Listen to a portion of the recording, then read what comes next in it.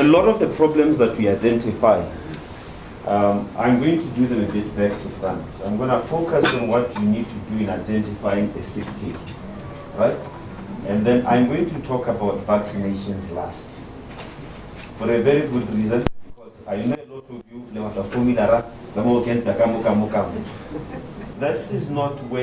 this is not how it works. The easiest part is the vaccination. The easiest part is prevention. So those ones, the vaccinations are very, very easy to correct this. Now, so we're going to focus first of all on how you can recognize, prevent, and to a certain extent, control the disease. You are running intensive systems up here. Oftentimes you'll call us and tell us, a pig has a problem, and I will simply tell you, on the basis of the value of the pig, okay? It's like some of the farmers, can you treat it? 5 all-day broiler, and I look at it and I look at the value of what I'm going to charge you, and I say, hey, I'll be taking your money for free. Again. So there's a lot of economics that have to come into play. And the economics are not on the individual pig. The economics, whenever we treat and approach any problem of disease, be it the physical diseases, the nutritional diseases, the infectious diseases, etc., and all these other diseases, the economics are on the whole herd. Again, the sick pig is only an indicator of what is going on in the rest of the herd. And that is why oftentimes when you come to me or you ask me to go at an individual pig, I'll go and look at that pig and then I take my head away and face the rest of the pigs. And you get a bit pissed off on why is it not focusing on that sick pig? It's simply telling me there's something wrong with the rest of the herd. If you approach it, I know it's very painful when you're starting off as a pig farmer. You've got 2 sows, right? Somebody else has got 20 sows. The guy with 20 sows, like 1 sow, not so bad. When now if you like 1 sow, then it's yes, 50% of your breeding is gone. They would understand when you're starting off the losses, but it means that you still have to have the same approach in thinking. Because if you can't manage it for only 2 sows, you are not going to manage it for only 300 sows. And that is part of our problem of our financiers, especially by youth and government. They take somebody who's never raised a pig, let alone a dog, or let alone a cat, and they throw him, but now you need 20 pigs for it to be viable, etc. And that young youth wants to go and then he hires a Mudisa. It doesn't work that way. It's either you do it properly or don't do it at all. Just like broilers. You either do it properly or you don't do it at all. Piggery is very simple if you follow basic rules. Poultry is very profitable if you follow basic rules. The moment you start trying to raise them like cattle, the moment you start trying to feed your pigs grass, the moment you start playing with fees, that is when things go wrong, right? So the idea here is that we're not going to, you can go to the next slide. This is the majority of the time when I'm called. Yeah, Lala, I've been feeding the best feed, I've been feeding cost, and sometimes I even feed the feed Yama. This piggery, the guy was buying the best feed, right? Everything was in tip-top condition. The problem was singular. He was buying the feed, and he was not feeding it properly, right? Because of the price he had paid for the feed, these pigs were getting less than 10%. When a pig was supposed to be getting 5, not less than 100, less than 50%. I put it in Asia 5 kg, in another 1 kg, because it's trying to save on cost. And then when they've been given that small amount of feed, then he goes and gets those melons from the bush, etc., and puts them in there. It's not going to work, right? Some of you here I know who have been in piggery have also been in broilers. And you thought, because Hooper did in the broilers when you're trying to cut corners, if piggery it will be even worse, right? It will be even, if you try to cut corners with broilers, you use 1 or 2 chickens there you lose lots. Again, it's simple if you follow the rules, right? How many of you here are full-time farmers? What I'm saying is, how many of you right here, again, can lift up their hands and says, my farming income is the only income. If I don't make a profit from that, who the hell I can? Right, that's much better. The other day I was addressing beef farmers. There was not a single one. At least you're not briefcase farmers. Again. So a healthy pig, right, is the one that is going to respond to vaccinations. If it is like that, and you go and ask me for a vaccinated, it will not respond to the vaccine. If you add drugs on it, in that condition, it is not going to respond. Right? Some of you know penicillin. The nurse will ask you, have you eaten before you've been given that medication? And the ladies are normally honest. The Parasite are normally honest. But the men, because they don't want to reveal, they will say, no, I've eaten. Right? And then for penicillin, you walk out that dope car parts. Right? It's simply a very good demonstration. Before you even start eating something, have you addressed the nutritional problem? Because most of the times your pig that is sick, it has not eaten, it has not drank any water. All the drugs that you want to come and load on it are also potentially poisonous to the liver, the kidneys, and all those organs in it. There's a good reason why you're asking. Even if you do take it on an empty stomach, things go wrong. So be first and foremost, when you're presented with a sick animal, fix the nutrition. Has it eaten? Has it drank water? A lot of the beef farmers are called, a cow has been sitting in the sun for 3 days and it's been injected to claramycin. It didn't wake up. It came to the sulfur. It didn't wake up. And then you ask, has it had grass? No. Has it had water? Oh, no. Ah, right. No wonder it's going to die. Again, when you have sick patients, your relative, why can't you use the same approach for your animals? Again, I know you carry my again. I don't know who said makhel was the national food for sick people. I kind of like my All right. So let's quickly get on to it. You'll find that occasionally we get dollar-based cake. When you walk into a piggery, right, your pigs must be happy. But I'm going to give you 3-point things. There's 3 things that you need to look at, right? 3 things that will tell you what are done. And I use them as A, B, C. Again, A for the ambulation. Can the pig move? Walks amongst your pigs. Again, can they move? A sick pig is going to either move or move very, very slowly, right?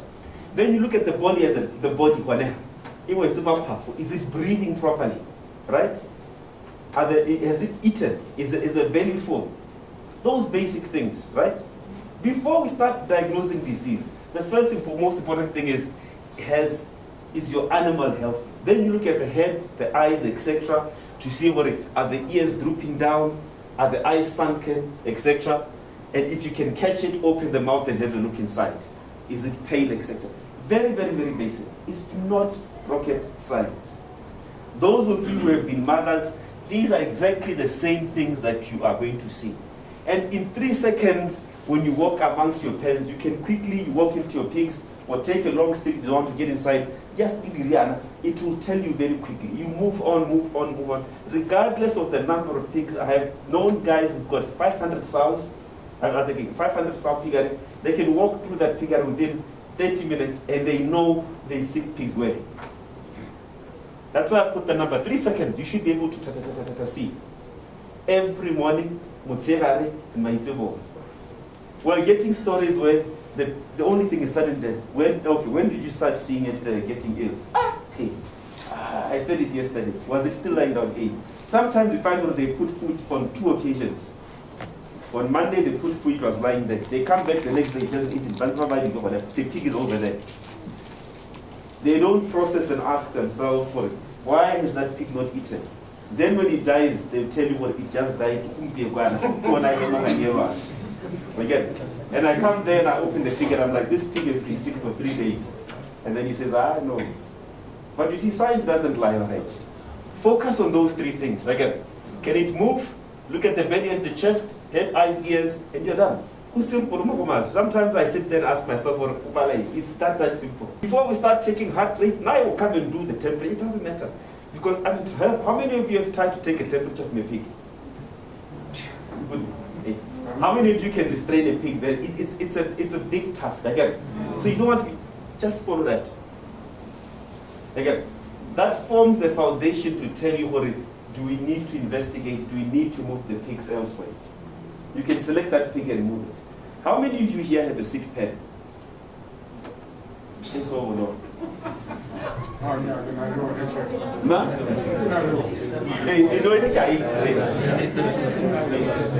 By the way, you can see my wife the other day was saying I'm gaining weight. It's because I'm eating too much of these pigs. We eat pigs. The good pity about it, just as a diversion, is that for only less than 15 minutes, there is no more this thing of spending for 1 hour or so. It's very easy. Okay? All right. Now, is there any questions so far before we move on to the next thing? I'm sure some of you expect me to talk about complex things. Yes, the notes are going to be there. I know some of you, I'm not going to here to present any complex things, don't worry. And this is not, you will not find this in any textbook. This is the basic things that we're seeing on the ground. Again, next one? Yeah, next one. Right. This is just going to cap what I've just been talking about. Again, those reasons. The rationale for the ABC system, it's very, very simple. You can take these notes and go and teach your Mudisa. And because the moment they get paid, so you're going to teach the next one, teach the next one, teach the next one. That's one of the reasons why how many of you are full-time farmers? So those of you who are briefcase farmers, or ampore, okay, I'm going to say this because ampore farmers. If you are not a full-time farmer, you're an ampore farmer. Okay? Unless some of you here are managers in your offices, you are asked to put targets and systems in place, right? You have all these nice strategies of how you should manage. Some of you work in banks, you can do certain models, systems and procedures and processes. The moment you go to your farm, katsu. So what I'm asking you is, for you to manage your piggery, again, whether it's health, nutrition, just apply 50% of all those things that you are learning on those workshops for how you plan and do things, how you have systems and things. You have work plans, don't you? And a piggery is a very simple flow-through system. Right? You have the skills at your fingertips. Whether you degree, PhDs, etc., and hard-won experience, I know you have it. But for some reason, I probably should do a PhD. Why? You get somebody who's managing 500 people. They can't manage 3 pigs. Just think about it. You can't manage a piggery with 3 sows. Why? But you can manage a team of 500 people with all the complexities. I agree the skills are the same. The processes are the same. If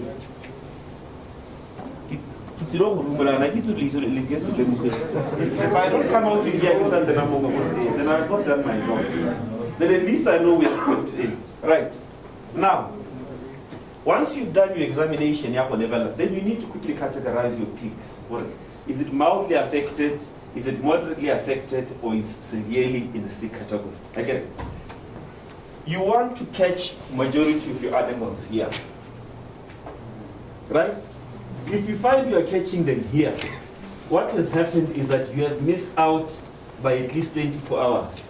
Because they can go from here to here within hours. If you are calling me here, normally by the time I arrive, I take out my post-mortem kit because I know I'm going to find the pig dead. Some of you, we've met before, where you tell me, no, the pig is still alive, it's not 2 days alive, and I get there. And it's long been dead for 2 days. Because your Mudisa is afraid to tell you that he went to drink shake and he fed them the day before and they were alive. But he died He doesn't tell you that gap. He only reports the dead ones. If he keeps reporting the dead ones, he's skipping days when he's not there. I'm talking from experience. If he keeps reporting dead pigs, he is skipping. When you go out that farm gate, every Monday, and you were at the farm on Friday. Sunday, he was in Kamudugu, or he was in Malatwani somewhere, he was drinking. He has fed the pigs. He's made sure that all the troughs are full. Pam! Again. Hey. Sometimes he will find the sow that is suckling, it's killed the piglets. Then he calls you out on Friday. He killed it. The first one died on Monday, the first one died, and they all died on the same day.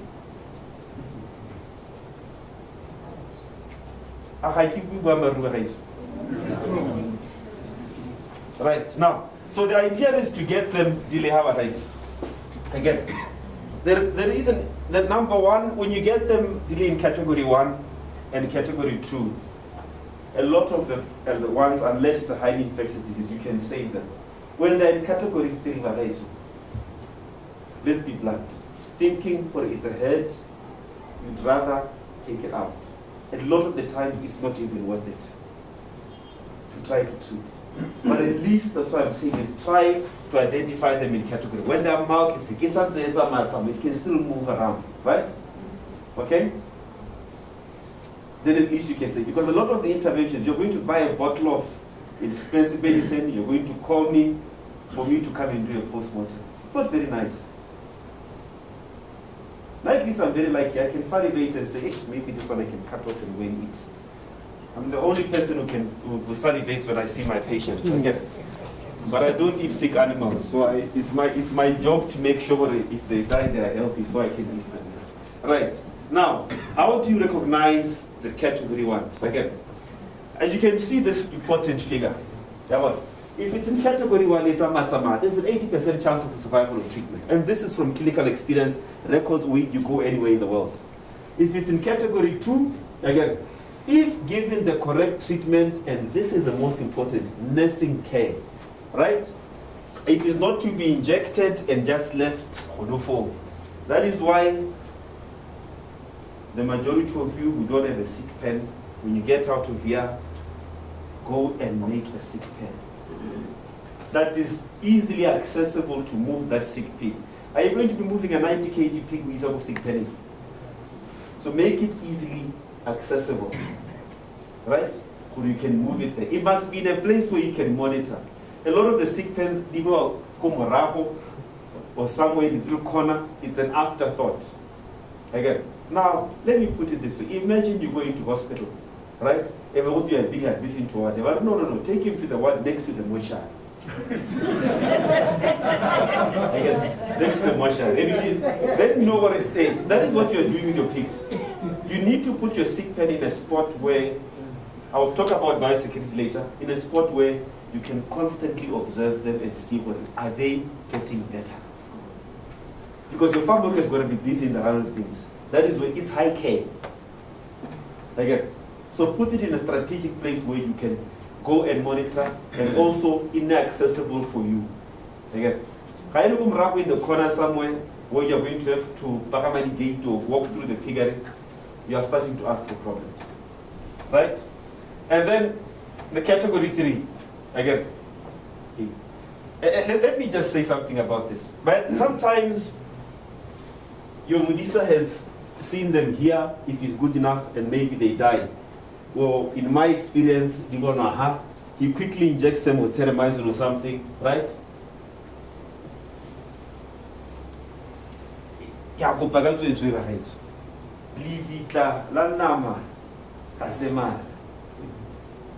The graveyard of meat is not the intestines. There's a scholar saying what is in the intestines. No. Okay? And I've got at least here I know you're all educated here. Not to prevent you by Lisa eating animals that have been treated. Just tell them what if you eat that tanta haito, they will not touch it. They will not touch it. Let me explain. You understand what I'm saying? it's the most effective method to prevent eating things that are not some. Because, and I'll dwell on it now, maybe, but it'll come up in the slide. But it's part of the reason why, you know, even Corona, we're drinking ivermectin. I made money by ivermectin. Now I just saw people buying it. But anyway, so you are eating antibiotics. The same antibiotics you're going to be using on the pigs, right? Are the same antibiotics you're going to be using when you go to hospital, right? So if you expose yourself to those products that have got antibiotics, or you yourself, right? In fact, you are the ones that lead by example. The pig farmers are getting better. The cattle farmers, they are very well. The other is already saying so. The first thing when you inject a drug, it goes to the liver, and it goes to the kidneys. And a lot of you, when an animal dies, by the liver to that is what the drugs are. You're just poisoning yourself. So please, it's something that is I'm very passionate about. Do not eat the animals that have been treated. There's a reason why our medicines have got withdrawal periods. It's such that if it's been treated, there's a period that has to elapse so that the medicine has been washed out of the body. Again, because if you continue not doing that, you are going to be exposed to unnecessary antibiotics. The day you are sick and you go to hospital, they will tell you that the antibiotics are not working. They are resistant again. Yeah. And then you start asking yourself, you've already bewitched yourself by exposing yourself to levels of antibiotics. So please, again. So please kill, if necessary, under category 3. You're cutting your losses. It's very hard. Some of you live on a but you spend less money. How do you dispose of the carcasses from the cow ones? Yeah. Bury it? Preferably bury it. Okay. Preferably bury it or burn it. It's very hard to burn a pig. I found that very easy. It's hard to burn. But you have effect where it's well away from a water table, away from your borehole. And that's part of the waste management. Don't go and throw it in that pit yellow the waste goes. Because I've seen some of that agreement that thing out when they're going through the pig there. Then they wonder why diseases erupt. Okay? Any questions so far, Barret? Which pig? Sorry. The pig that they use for wastewater. The septic tank. I've seen it being done. Yeah, even in compost heaps and so on, they bury them in a compost heap, but then at least they get... Yeah. But chop it up first, eh? Chop it up thoroughly. Can I just add something? Guys, the pig that costs you the most is the ones who do not die. Remember, if one pig dies, you know you've got a problem. And then you jump into action, you go and you drive and you get food, medicine, and you phone the vet and so on, and you fix it now because you knew you had a problem. But imagine if your whole herd was growing at suboptimal levels. They were growing 100 grams a day less than what they should. And you've got 300 pigs. That's a pig dying every day. But you're doing nothing about it because you don't know you've got a problem. And so on. I was just telling you a quick story. When I got on the farm the first day, I went out and checked the sheep. And I left at 5 o'clock in the morning, man. It's my first day in my new farm, and I'm out there checking the sheep. About 5 hours later, I got back to the house. My dad said, "Where were you?" I said, "No, I was checking the sheep, one by one." And so on. It took me 5 hours. Yet a year later, I could drive past the herd, and the wind would blow this way, and I would smell something, and I would say, there's a fly strike there. If you smelled fly strike once, you'll never forget it, and so on. And you drive past the herd, and you see a sheep, and you say, there's fly strike there. Because I knew what was normal, and you could spot the abnormal. What if sheep is head down eating and so on. Now you see somebody who's head up, and every now and then he does that with his tail. Why is he doing that? Because his ass is itching and so on. And you say, there he is, bring them in, let's drench them and so on, just by driving past them. Experience, know what is normal, so that you can spot abnormal first, and so on. Sorry about that. That's good.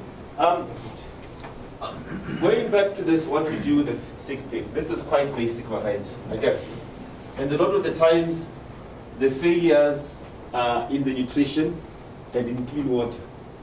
Again, put water that you can drink yourself for your pigs. Put water that you can drink yourself for the pigs. Also heat of the water. Hey, the water must be cool. If you're going to give them hot water, the sick one maybe the guy another if you want to be very expensive exercise. But put water that is good enough for you to drink. Unlike cattle, again, pigs, especially when they're sick, they've got a single stomach, just like us, again. So things go wrong very quickly if your water quality is very poor. Again, that is part of the reason why they are highly susceptible to things like what Cobus has mentioned in salt poisoning, right? And also, more importantly, when a sick pig, it cannot use these nipple drinkers, right? Your sick pen, I came back to one nipple drink. I mean, why are you putting a nipple? It's there, the pig is sick there. At least now, have a water trough there for the pig to be able to drink from. Because a lot of the times, they will not be able to use that nipple drinker. Do you realize what is the last thing I'm talking about here? Pure water, nutrition, and the last thing I'm talking about, is then think about medication. Address all those things first, go backwards, then focus on the medication. All right? If you don't focus those things, no matter what injections you can use, again, if you don't eat first, you cannot give an animal that is not good meat, that is not at least feeding. If you inject it, you're going to cause more problems. Right?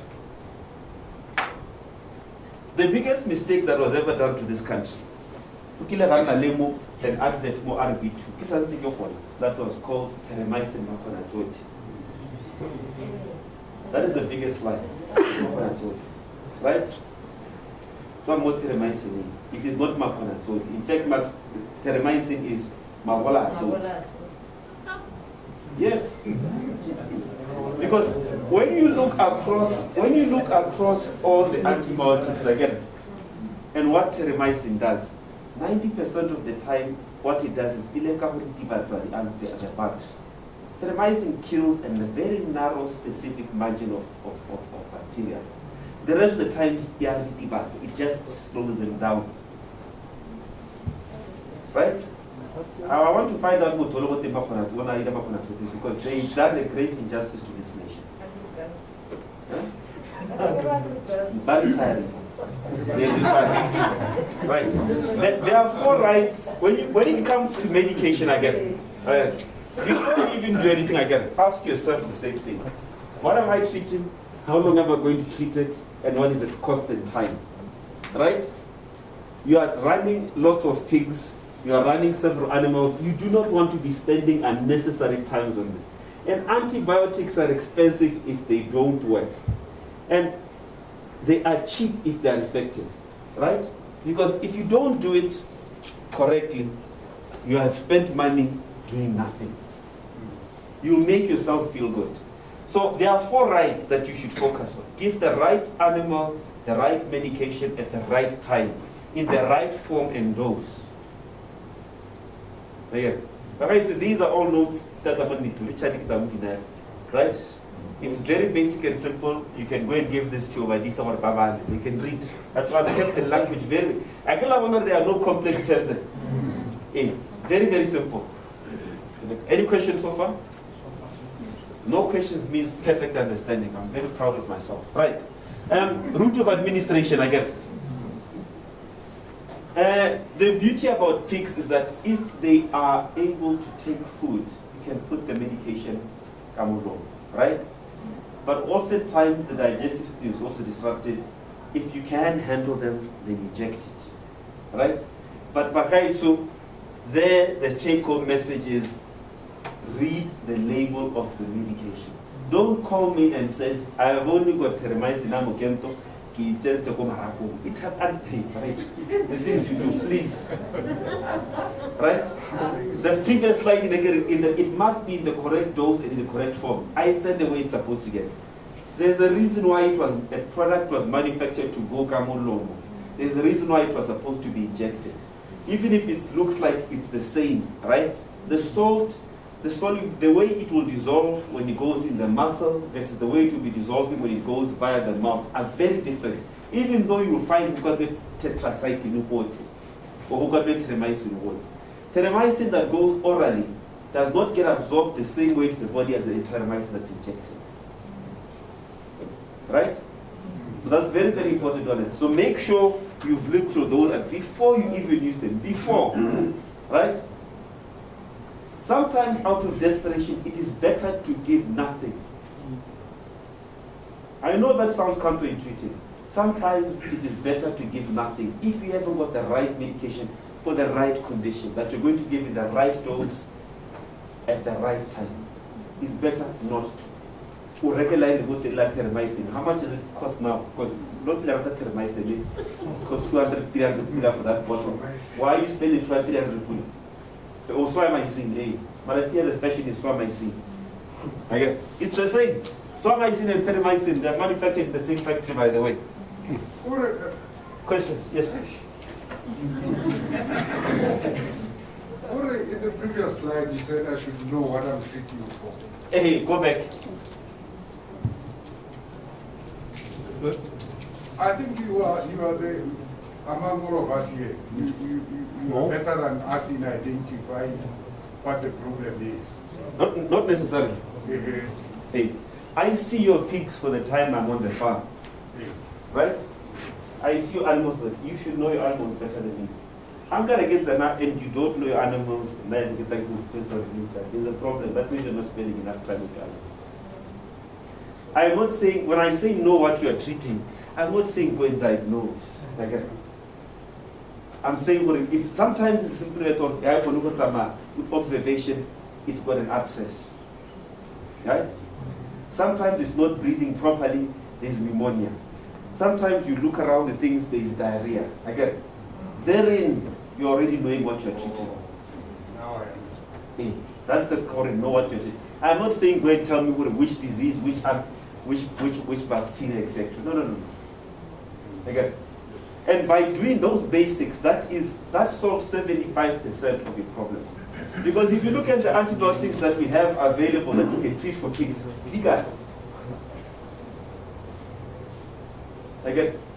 about 5 or so. Beyond those 5, it's not worth it. There is the sulfurs, the tetracyclines, the penicillin, azithromycin or equivalents, and then clindamycin. How many of you remember the words I've said? Exactly. I shouldn't have mentioned that. But so you understand what I'm. So there's about 5 or 6 antibiotics that is available for you to be able to use. Of those other ones, the 3 are prescription anyway. Right? So don't focus on that. Focus on getting it right. Get the basics right. If you get the basics right, the rest comes fall into place. It's a bit like when the children a couple of years ago, 15 years ago, they were being killed by diarrhea. Okay? But to our veterinary, they are the ones who identified that the kids were being killed by Cryptosporidium. But before they sent samples to the USA, etc., what saved the majority of those children was not antibiotics. It was oral rehydration, making sure the child is eating, the child is drunk. That's what saved the kids. Before you even put the drug into their bodies. Those basics. That is why the ministry was focusing on those. People are saying, no, give them injections. You understand the approach again? Okay. Am I moving too slowly? No, go for it. Right. Okay. Right. How many of you right now have been to your farm this morning before you came here? Or yesterday? Right.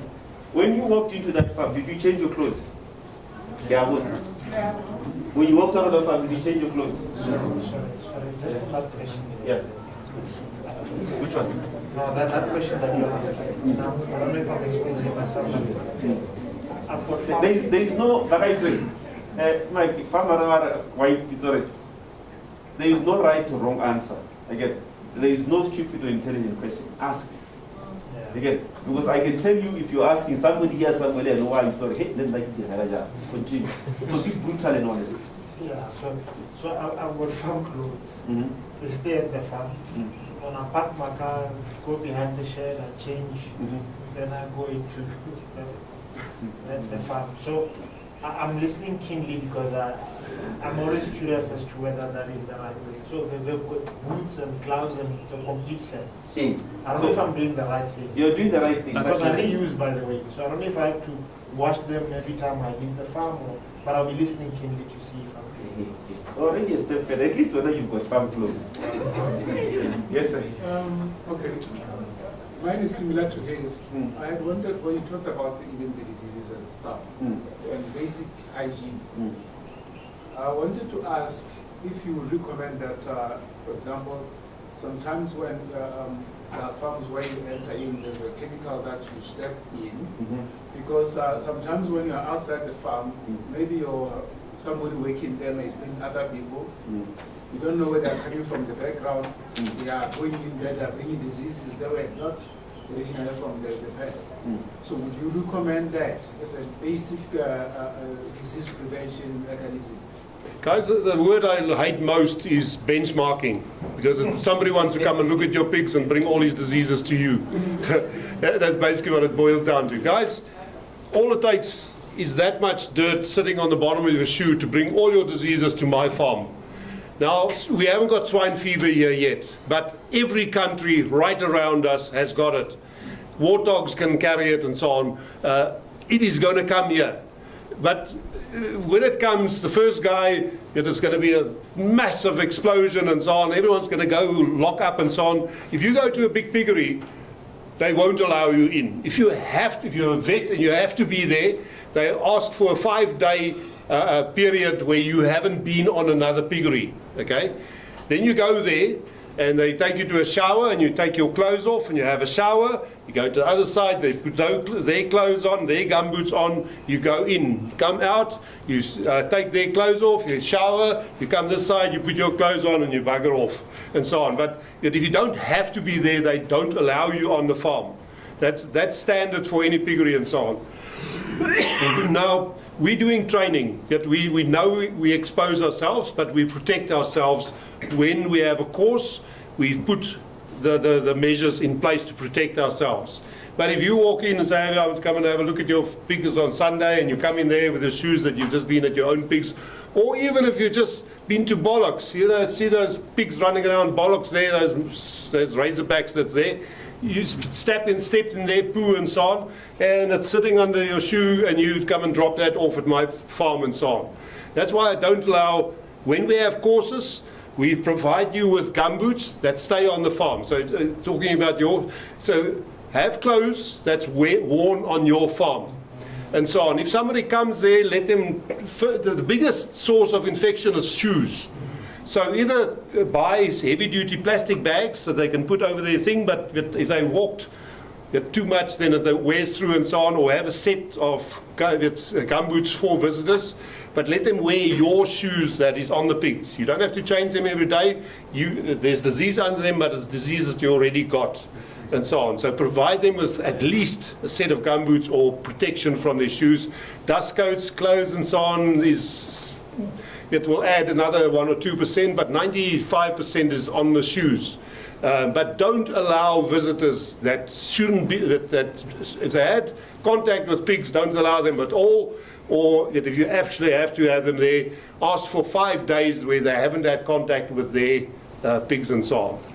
But it's protect yourself. So when swine fever comes, if you have one pig, they will kill every pig in your piggery. Overnight, you've lost hundreds of thousands of pula and so on. And they most probably will kill anything in a 10k radius of you. If we get it, they'll close Marshall down and kill all these pigs as well, just to try and contain it. So these are big things that can wipe you out overnight.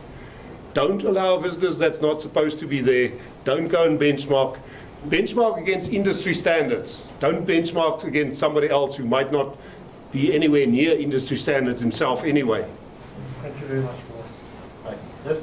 Yes. And maybe just to add on this one as well, I've seen some people saying, "Baring sadipo," or you know, saying my boy is available if you've got males or females. I'll come, bring my boy, mate's yours, and I take you. Those are people that are just going to destroy the sector, because that guy then will just move diseases all over. Before you know it, all of us now are infected with one virus that was in one farm. So let's stop some of these things. These are bad practices. Let's stop them. Otherwise, the sector will collapse. So guys, remember, if you bring one pig from your piggery to my piggery, that one pig brings all the diseases, all the parasites that you've got to my piggery. So think about when you're stocking for the first time, don't go and buy gilts of 5 different guys, because now you've got 5 different guys' diseases on your farm. Try and go to one gilt, where you buy gilts, and maybe once, if you can't, if you don't come to us, go to this, then go and buy from one other guy a boar. Then you've got 2 sets of diseases on your farm. But don't go and buy from 5 guys and so on. With the last ag show at Gabs, one guy who won all the prizes because he was the only guy there. He said, you must come and show here. I said, well, if I bring a pig here for showing, it will go from here to the abattoir. I can't take it back because there's been other pigs in this pen. It's that much and so on. Don't bring, and often people say, I'm not going to breed, I'm just going to raise weaners. But there's nobody big enough supplying weaners, so you're going to buy from him and there and there and there. And soon you got the shits and every disease possible, and you think, what the hell is going on? You've imported all those diseases. Every pig brings all the diseases from that farm to your farm. There's a question here. Yeah. I hear you talking about changing of the shoes. What about whereby you use disinfectants, whereby you put the sole of your shoes under Foot baths. I'm going to address that. The topic of biosecurity, the best thing that I used to explain it is what was happening in Ghana with Corona, the COVID-19. Okay?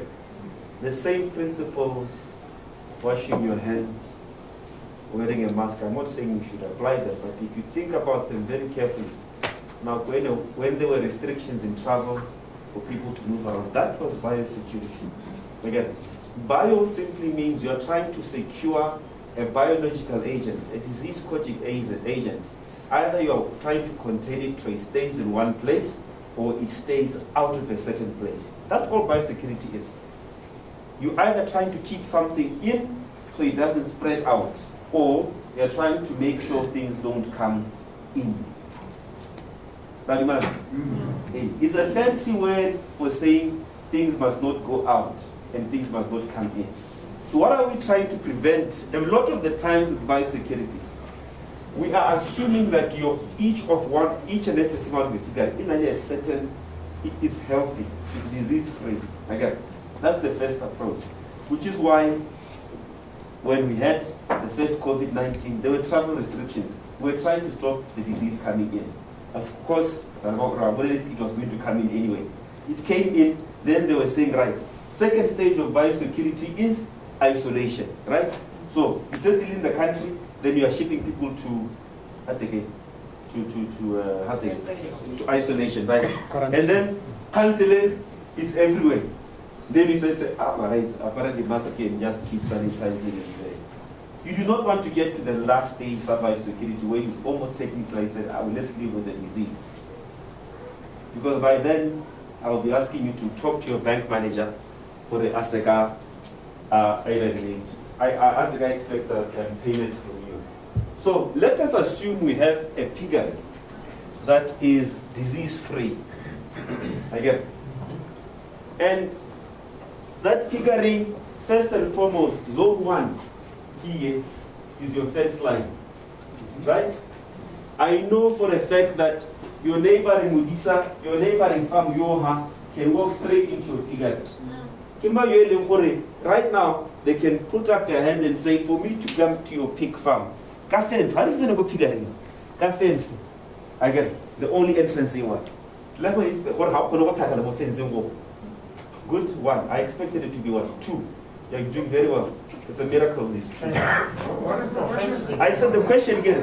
Who in their pig farms can say fence like that again? It's so secure that something wrong with the thing. Oh, absolutely. No, it's Come on. it's a given. It's locked. Wait. What I'm saying is, right, let me explain this. Access, how accessible are Listen, again, here's your piggery in zone 3, right? This is your fence, your farm. Again, are your farm fences secure that they will force the person or ever to go eating? I don't know how who made up. Budi, Komu, Goloveri. No, they won't. So we'll meet at the pig farms, eh? I'm trying Jumping to over the fence, they can. Jumping over the fence, people can. That's exactly the point. He has made one of the biggest problems right now is where these pigs again, Martin Tinyani, and those other pigs that people are raising, especially when you Yeah, you go around they go around. Oh, everywhere in the bottom. Again, Bollocks. On the road. the pig is going to smell or they've got made somewhere and they are going to try to go in there. Again, that pig is going to spread disease, right? But because we don't have so many, the pig farms are nice and difficult to be like that. Our biggest thing is because whom people are, you know each other. Like you are saying, you're going to start benchmarking. But right, be strict enough to tell that person, when you come to my farm, I'm going to dress you up. Again. So have enough gum boots, or that person brings their own clean gum boots. Now I've got a set of boots that I wear, and I take them out.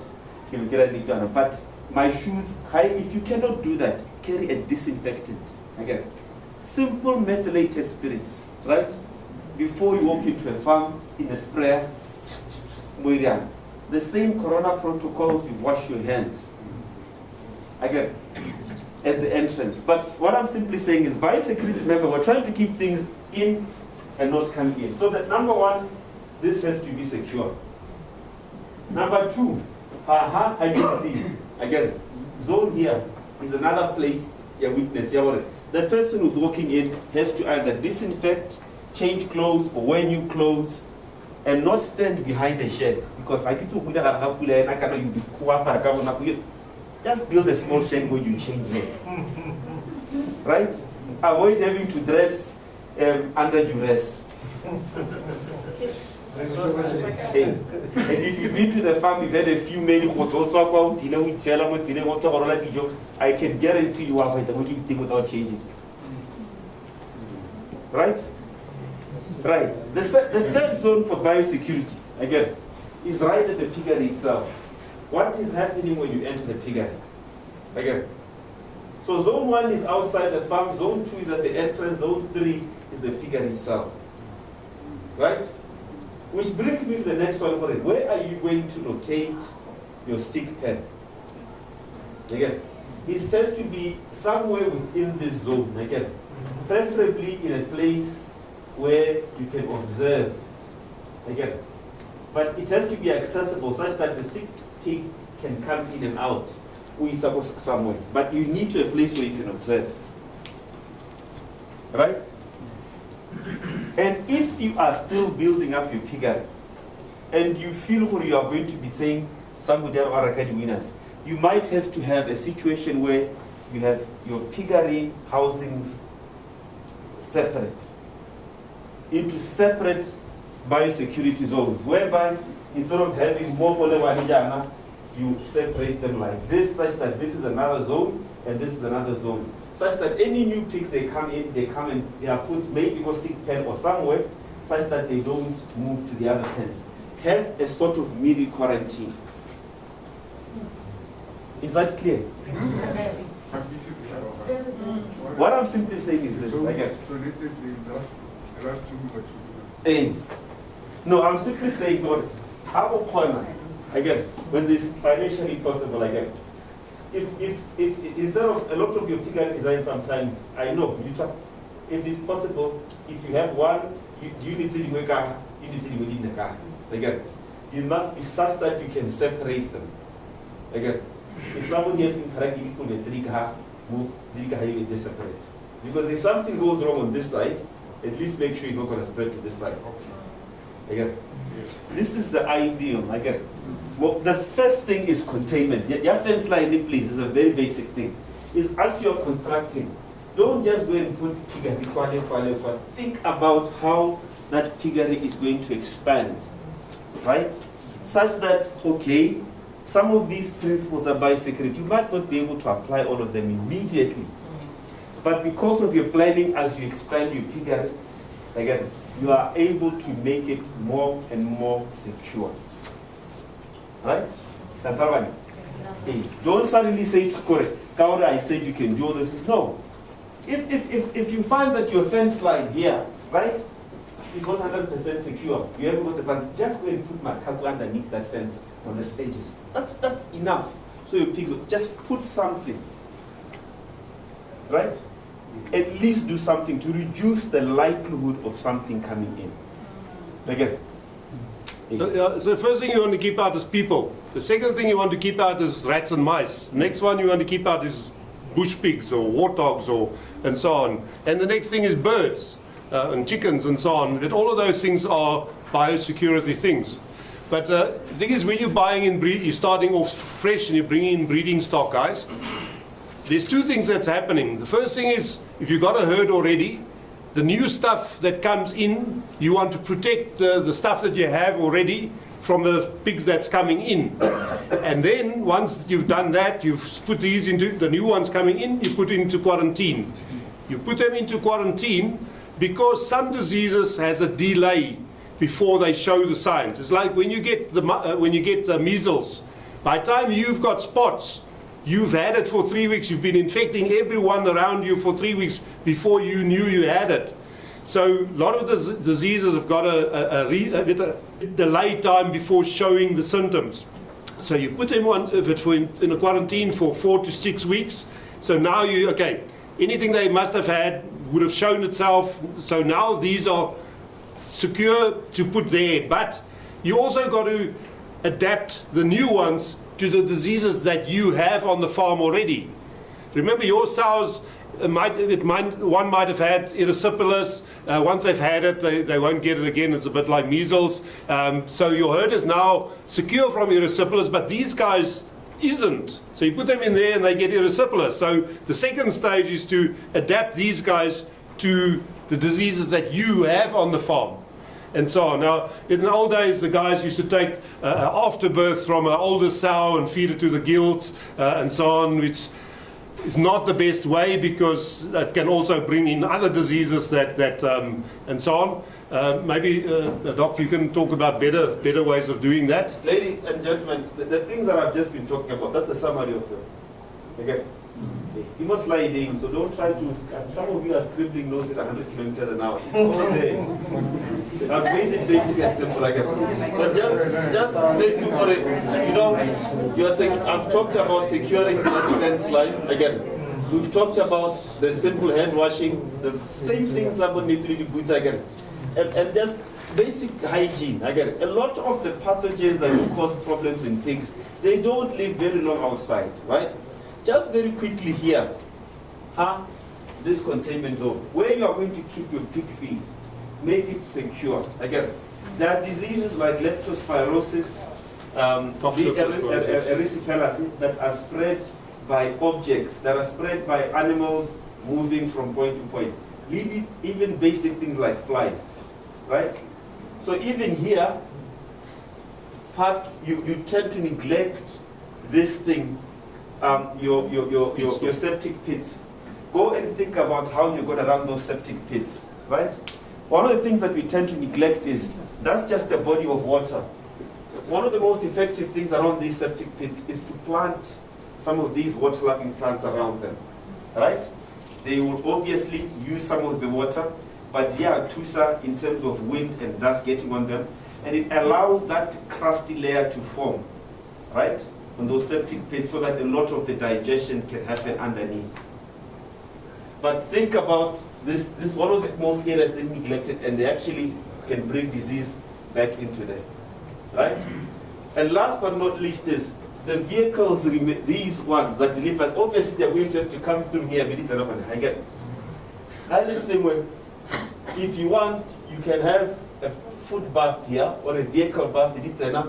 But if it's too expensive, that knapsack sprayer, again, I just buy a knapsack, it's about $300. Get the energy disinfected, you top it up, you just put it on and just spray the vehicle on the tires. Especially if you're going to visit another pig farm and pick a lot of things from elsewhere. Yeah. Ideally, loading pigs out to the market or for when you're selling them, and bringing pigs in and so on needs to be outside of your secure fence, biosecure fence, and so on. Okay. Now, this is the reason why I was here today. Yes. Because I know you wanted me to start here, right? But if I don't lay that foundation again, none of that, if Covers doesn't focus, if you don't fix the nutrition, if you don't fix the biosecurity, if you don't fix those basics, this will not work. Right? We know prevention is better than cure, but this will not work. I don't care what you do, again. For you to prevent disease, you must have a healthy animal. When you prevent disease, when you inject a certain bacteria or virus or whatever component into an animal, the immune system needs to respond. If it's unhealthy, if it's stressed, if the animal is dehydrated, it is not going to work. Guys, sorry, if you go and read the fine print on those bottles, it says the dose rate. So 2 mils per healthy animal. You do never vaccinate a sick pig. Vaccines don't cure the disease, they prevent it. And so on. If you give, now basically what you're doing with the vaccine is giving them the disease in a weakened form so their body can overpower the disease and build up antibodies. Now if the pig is already sick and you're giving it another disease, it's already challenged, now you've thrown the last straw on and then it dies from it. The beauty about the technology that we have today, okay, for the most part, I've just put this other disease in because I'm seeing what is going to happen is that when they open the border, some of you are going to, I don't know why you do it, they're going to just go and buy pigs, left, right, and center, it's on 4 legs. So there is always a risk that when you're doing that, you're going to import diseases. Again, when the government subsidy was on, again, everybody was buying pigs because the food was cheap. When the subsidy went out, I was watching with interest. It was never towel. They were sifting people, and now the serious pig farmers are coming out. A lot of the ones who were trying to chance went out. Whereas there's only 3 at these. What are they? Farm Show, Litter Guard, and this one. This one I will not touch much about it. I'm going to focus on Farm Show and Litter Guard. Right? Now. There is a lot of diseases we're going to talk about. I'm just going to focus on the most important ones. Once again, the notes are there, right? The best way to look at these diseases is to look at life stage, right? We look at life stage in terms of where a part of the reproduction is happening. That is more important. Parvovirus, that is the most important disease. It is there in your farrow show, right? It is one disease that will cause a lot of headache.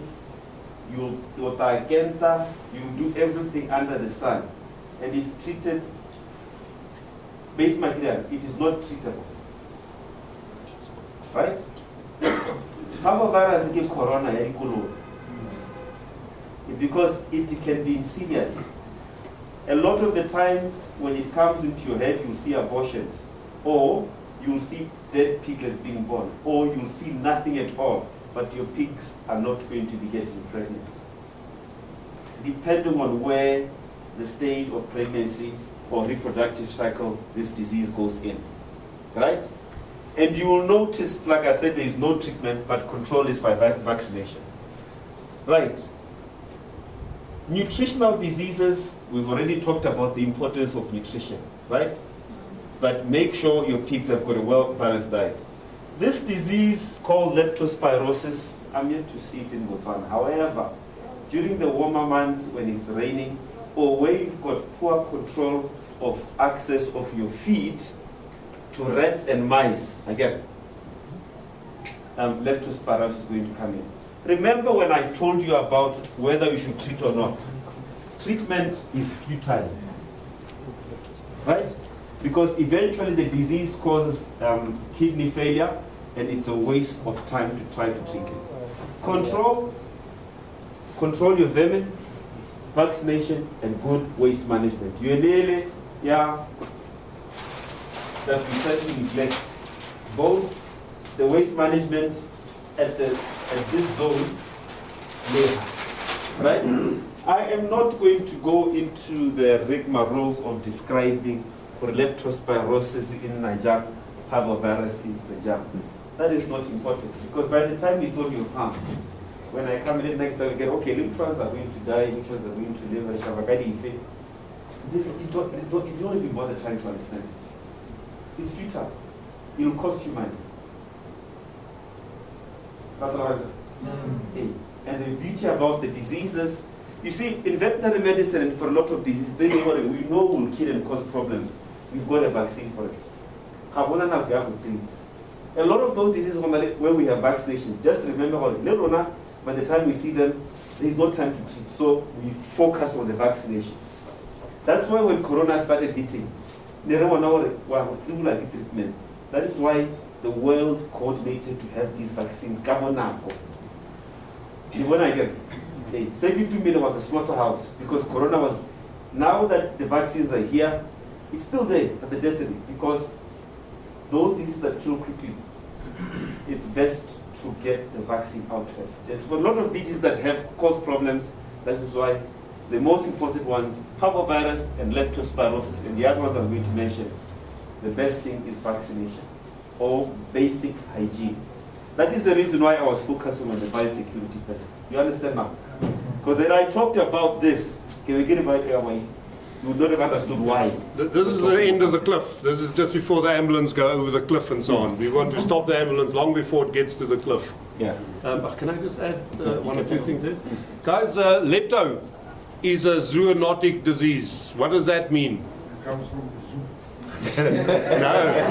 It means that you can get it from the pig, and the pig can get it from you. Other things that carrying it is ducks and geese and anything, because lepto lives in water. It cannot survive when it dries out and so on. One of the best disinfectants I said is keep your pig pens dry. If it doesn't need washing, it's dry. That's one of the best disinfectants and so on. Lepto lives in the piss. So if you got, I used to, for a very short time, work on a dairy farm. Now you've got the cows here on a platform that's turning, and of course as soon as she comes into the shed she pisses, and then it splashes there, and there's millions of little droplets flying around coming into your, and the highways to heaven is your eyes, all your mucous membranes.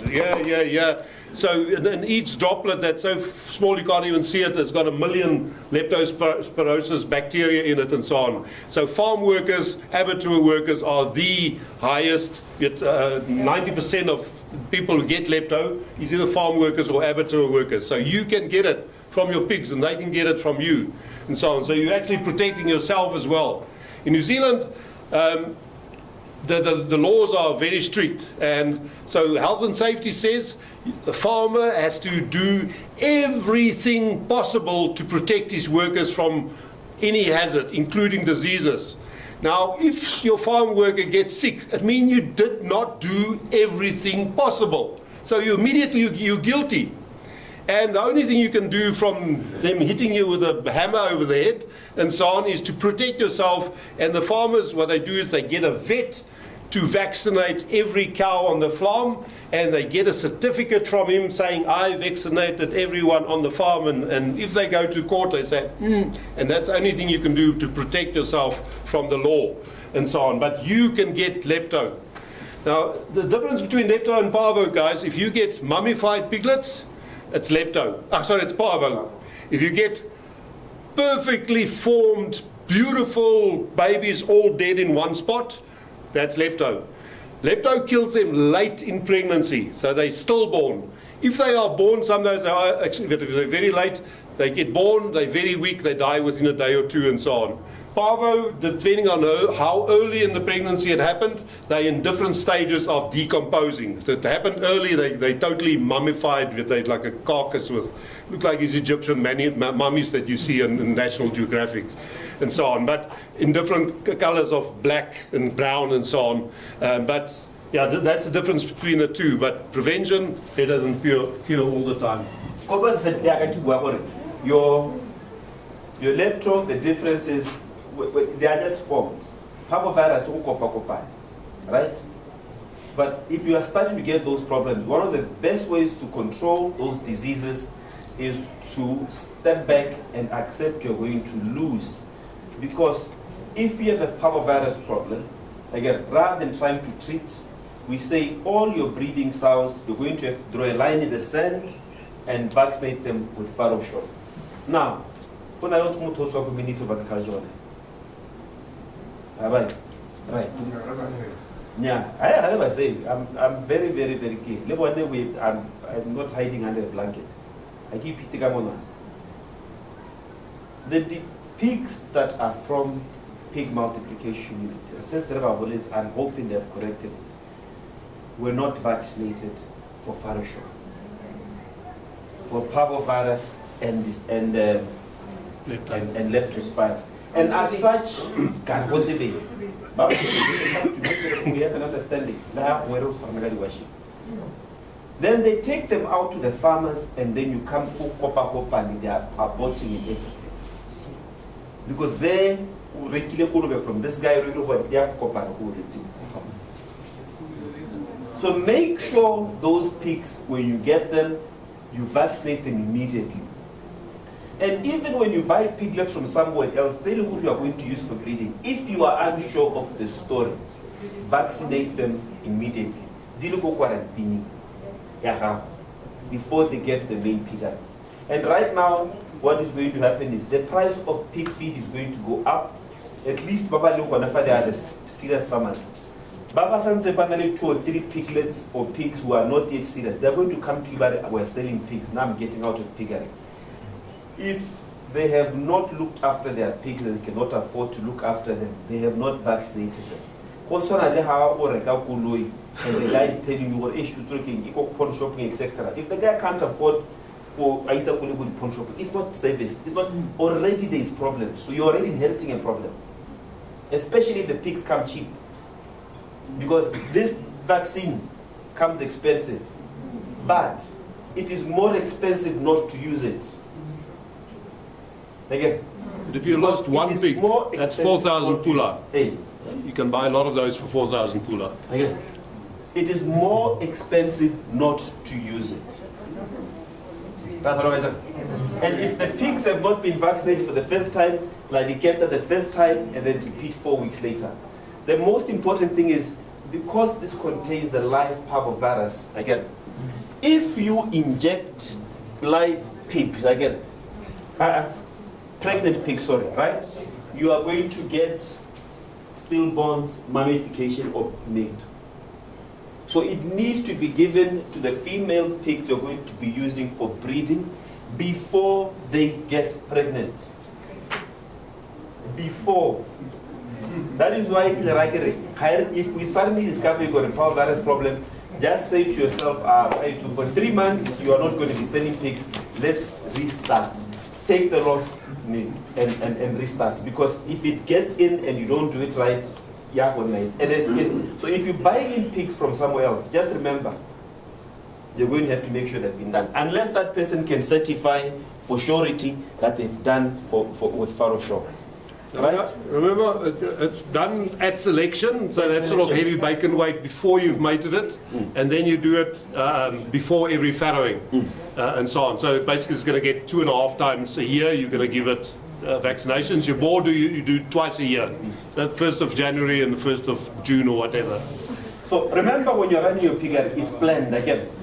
It's very, very easy when you're running your cycling, etc., to run in and say when you're going to be doing these sows, dealing with it, they are not yet mated, right? But the take-home message right now is do not look at the price of the bottle. I know I sell it, but it is more expensive not to. Just go and count your losses when things are bought, when things are still bought, etc. Because you've lost the 110 days of pregnancy. You've lost those potential piglets that you could have sold at 90, 60 kgs or whatever. So it's an yes. What do you vaccinate before mating? Yes. Basically, the sow must not be pregnant. Yes. Hey. And after 4 weeks, Keep booster. If it house the murla sesha. When nothing has ever been done to your pigs, again, if let's say you have a problem or you don't know the history, vaccinate and then boost. Again. And then every 6 months. Roughly every 6 months, 8. Because remember, in our situation again, I can guarantee you, I know you guys are telling me all your fans. I mean, I think so. What security? Biosecurity, I know. So that it's best. The parvovirus can survive in the environment for up to 2 years. Right? It's a very, very tough virus to get rid of. Right? So it is best you vaccinate it in the environment. If I was to take a sample, it gets about to my national debt level back of sample, you're going to find it. Dogs get parvo as well, Doc? Is it the same strain? No. No, different There's a strain. dog parvovirus, because you are right, because one farmer wanted to use the dog vaccine on the pigs. No, can you try? So Doc, I'm not sure I'm getting the timing. The timing, what you're explaining? You're explaining the timing during which they vaccinate. So are you going to ask? Sir. Okay, I'm emphasizing here, again, I'm working on 2 assumptions. Number one, that some of you have never probably done the parvovirus again. But make sure your sow is not pregnant, again. And vaccinate it, and then give a booster after 4 weeks, again.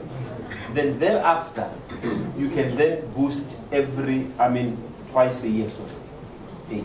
So you could, probably the best time is in after farrowing, inject then. Exactly. So Yeah. you know you're going to do it twice a year. You do it twice a year. Just Yeah. give the birds Just before mating. Don't say just before. After farrowing, because if it's just before, if you do it today and then your sow comes on heat tomorrow, Right. then you go and mate it. That virus is still active. It kills. It is important what he says here. The only way you're going to know how to do is if you keep records. Yeah. I walk in some of these pig farms and I'm like, when was it mated? And the guy's like, ish. But Faroshe, sorry, Doctor. Yeah. Faroshe on the instruction says the re-vaccine just before the mating. And I've been following it like a Bible. Okay, Yeah. the just before, right? But give at least 7 to 10 days minimum before mating. That's why I'm using the example. If you vaccinate today, right, and then you mate tomorrow, you will get into problems. I've also said to them that instruction of just before is misleading. Right, yeah. Yes. Because it doesn't say how long before. It's It's best done. And when they finish taking far away. Yeah, it's best that way because then at least you have a lag phase where the vaccine can work and do any sort. How am I doing on time? That's all right, go, keep going. Keep going. And then nobody wants to go home.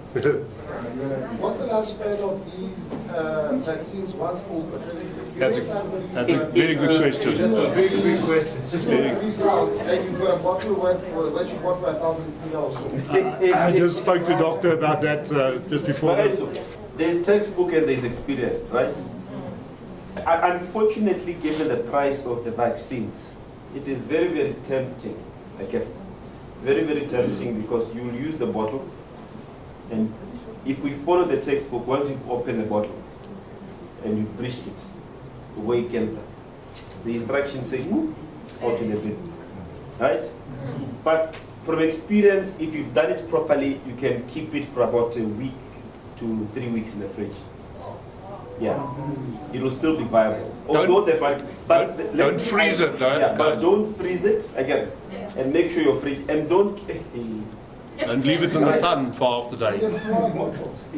No, unfortunately not yet. We're trying to import from other countries where they've got smaller vials. I know. Now, here's the other problem. You've just given me a very good thing, which the cattle farmers do this again. I know some of you don't have, in fact, majority of you don't have fridges in the farm, again. So when you buy the vaccine, right, please invest in a separate cooler box for the vaccines. Again, if you go to my car now, I've got 3 cooler boxes. One for my drinks, one for my samples, and one for my medicines. Right? And Lona, from here, by the time you get to Mabuan or Ramuzwa, again, in fact, if you are going to you'll have your cooler box, there's drinks, and there's vaccine. Again, you get to Mama Atake, Mosadi training, you stop, you open, you take out your drink, you're exposing your vaccine. By the time you get to Atish, you've opened the cooler box 3 times. 6-pack. I know you are in the roads on my silo. When you get there, you're a bit liberated. Cooler box, the vaccine is, please, so have a separate cooler box. It's a common thing. Have a separate cooler box for melemo and your drinks. I've seen it many, many times. Again, in a separate, and pack enough ice with it. And when you come back, do not freeze it. Keep it in the fridge, but where you keep your drinks. Yeah, there is now Defy and Kelvinator and a few other shops now, Maloba, I was looking, they are now getting the solar fridges. They are coming, the price used to be 12,000. The solar fridges now, I think they are playing in the 3,000 kula mark. Yeah, 3,000 kula, depending where if you go direct to shop, they'll be 4,000. If you go to the retailers, they'll add 2,000 markup. But they're getting there. So those solar fridges is a good investment on the farm. Because I found that it is error.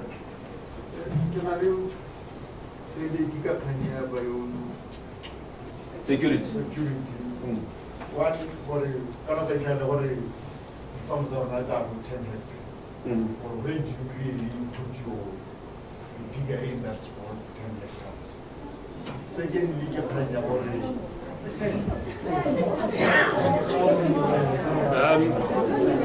Doc, can I answer that? No, he's still continuing. Oh, sorry. Yeah.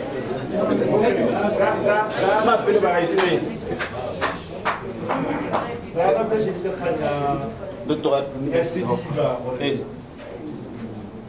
going to prevent water table contamination? Because it's like figuring to produce a lot of.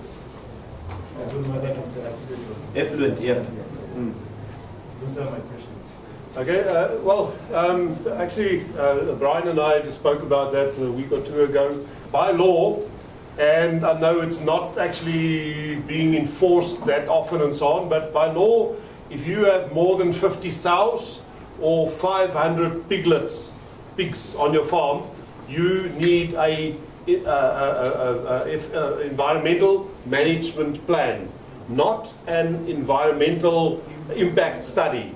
That one will cost you 20, 30, 40, 50,000 kula to have done, because it's got to be somebody with the right qualifications to do. The management plan, so if you're under 50 sows, then it's still going to cost you money, but not so much and so on. And in that, they will look at how deep is the water table, what's under that with rock layers and so on, which way is the wind blowing, is it you're going to have neighbors complaining about the smell, with all of those kind of things and so on. Remember, guys, people smell with their eyes. If they see your piggery, they will smell it and they will complain about it, and so on. So put trees around it, or between the hills somewhere where they can't see it, then you don't have a lot less trouble. Yeah, you get hydrological maps, the same map that you will use to see where you need to drill for boreholes and so on. Then you'll know where your water is and where the water isn't. So there, because those hydrological maps gives you sort of like a color thing. There's blue spots, that's where the aquifers are, and then there's yellow and red and so on. That's where harder rock layers are, where there isn't water. So it is a good idea to use some of that. It will cost you 1,500 pula to get one of those. Yeah, design is sort of a little bit off topic, but guys, importantly, when you build a piggery, if that's a road, don't just build it next parallel to the road. A piggery needs to be facing in the east-west direction. Why is that? The sun. So you want the sun to come up here and go over the roof and go down there, so that you have less sunlight on your pigs. Remember, so we had a pig die yesterday from heat, and so on. Big pigs die from heat. Small pigs die from the cold. Okay, so you want to keep them out of direct sunlight, to keep them cool and so on. So if you have it in the east-west direction, the sun comes up here, goes over the roof, and the shade stays in the same spot. If you've got a feedlot and you want to put up shade and so on, you do it in the south direction. So that when the sun comes up here, the shadow is on that side, and midday it's underneath, and afternoon it's on that side. Gives the piss time to dry, to spread the manure, so it doesn't all lie in one heap under the shade and so on. So small stock, north-south. Pigs, east-west. So little things like that. Other things with the design things and so on is, we spoke about the long thin pens for the effluent and sort of in making the toilet where you want them to. Other things is a split roof. Never do a roof like that, because then all the heat sits here and so on. So we're trying to keep our pigs cool most of the time, except for little babies and so on. So have a split roof and have it the high side facing north. The sun is always north of us because we're in the southern hemisphere, so it's never going to be like that. It's actually going to be there. There's going to be a little bit of coming in from the one side and so on. But have this side, because this gets now direct sunlight here. It heats the air up here, and hot air rises and so on. Now, just like an aeroplane, if you're lifting 500 tons up in the air because of the difference in pressure there and there. That's what lifts the plane up and so on. So when you do this, the wind comes in, and this gets pressed into a high pressure here, but under the roof is a low pressure. And it actually sucks air out of the piggery without you putting fans in there. So have a split roof, high side facing north, your piggery in the east-west direction. Little things like that, design that will make your piggery more efficient, cooler. Especially depending on your soil types, right?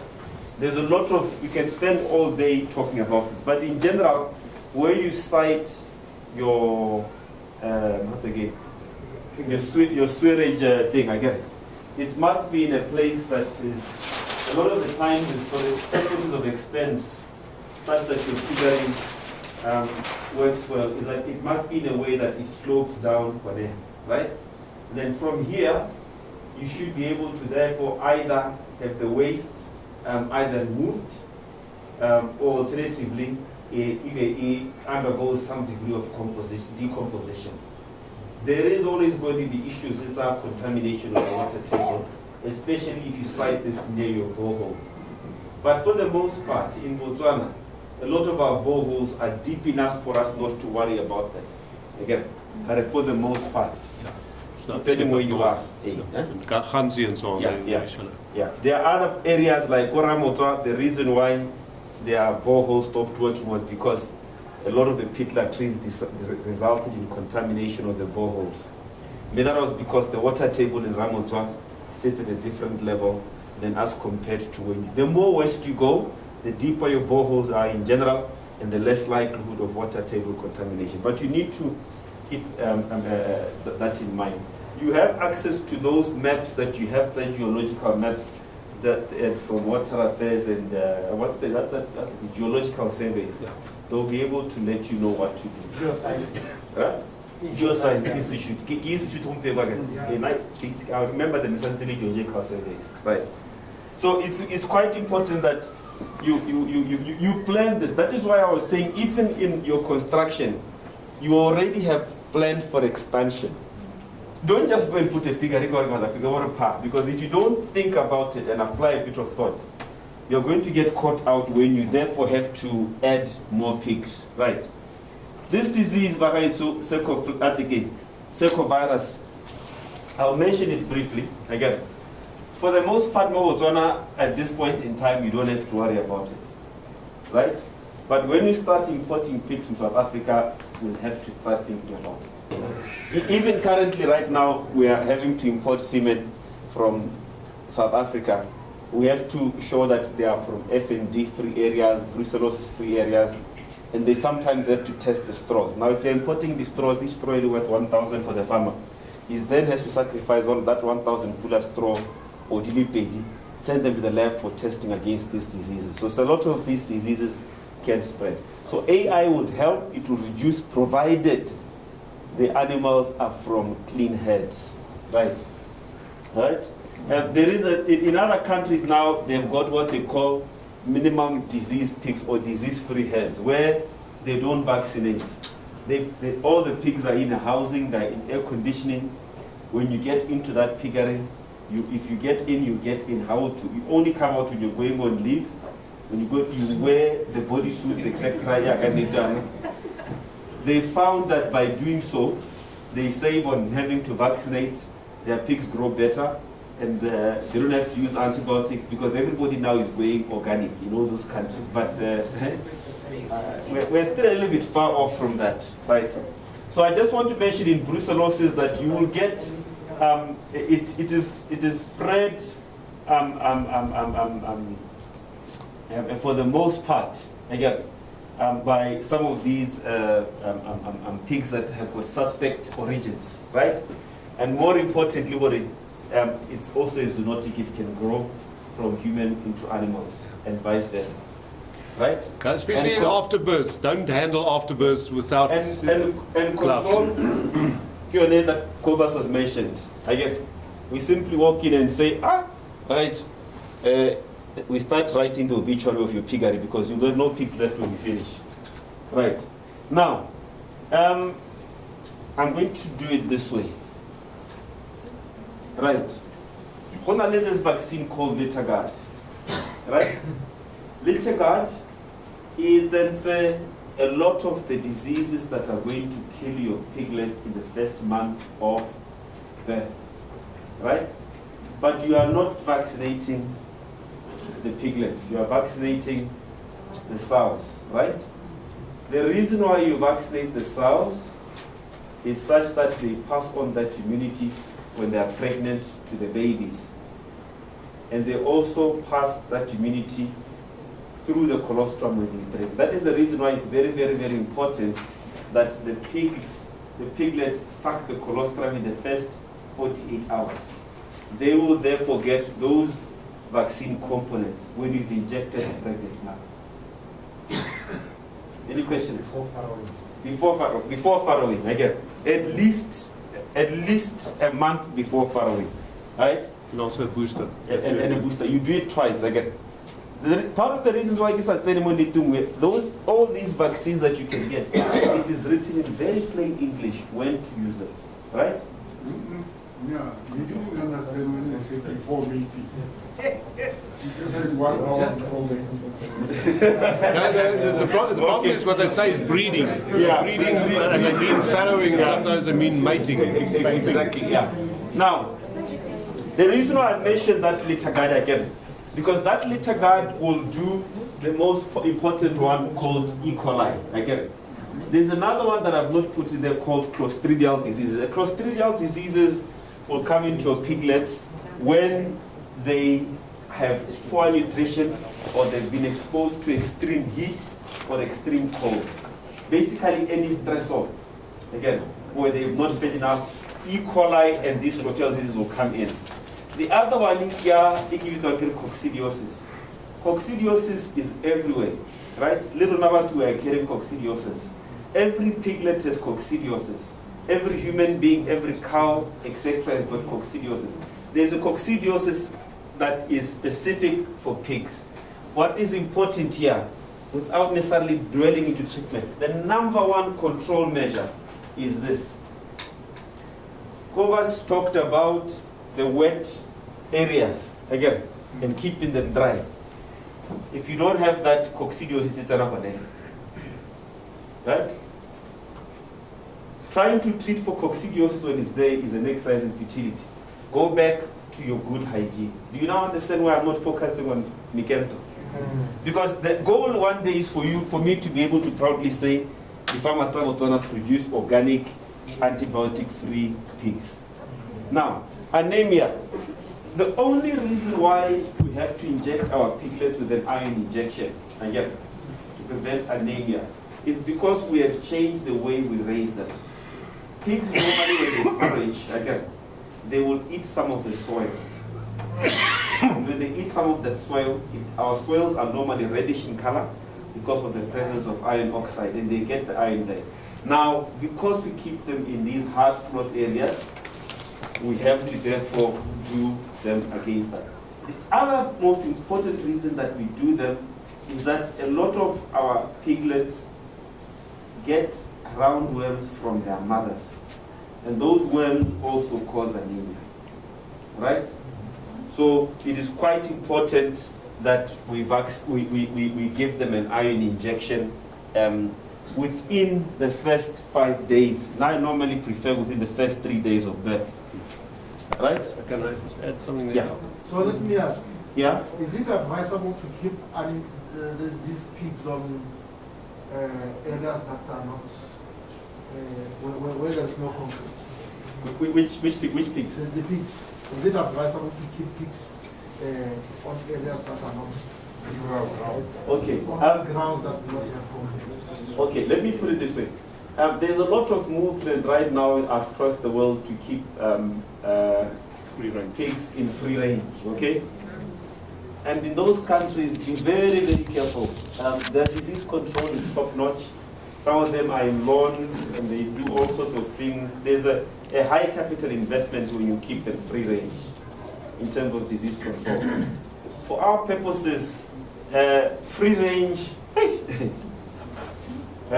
we already have a problem with the biosecurity, and I tend to find that although it looks cheaper, again, I find a lot of these, especially your winners, they don't grow out so well because you want them to grow as quickly as possible. Now, if they're going to be exposed to the sunlight, they get sunburned, they're going to be exposed to the soil, burning energy. they're burning the energy, they're going to be exposed to the soil, where all these wild animals come in, you're going to get a lot of these parasites coming in. And more importantly, in those countries that have these organic things, there's a disease called African swine fever, which is going to be spread by ticks. Again, you're going to be increasing the problem. So to answer your question, it's a risk you can take unless you then have to make sure your pork is going to be more expensive because you do a risk benefit. But I don't think for us it works. I'm doing free range. Yes, that's fine. But I would say if you can, my advice for you would be have a two-tier system. The winners, run them like a feedlot. Maybe free range the sows. Then it makes sense. But if you're going to be saying your winners do already free range, you see, the idea is once they've been weaned, you want to get them to grow as quickly as possible again. So you want them to burn the energy. So I'm not saying restrict them again.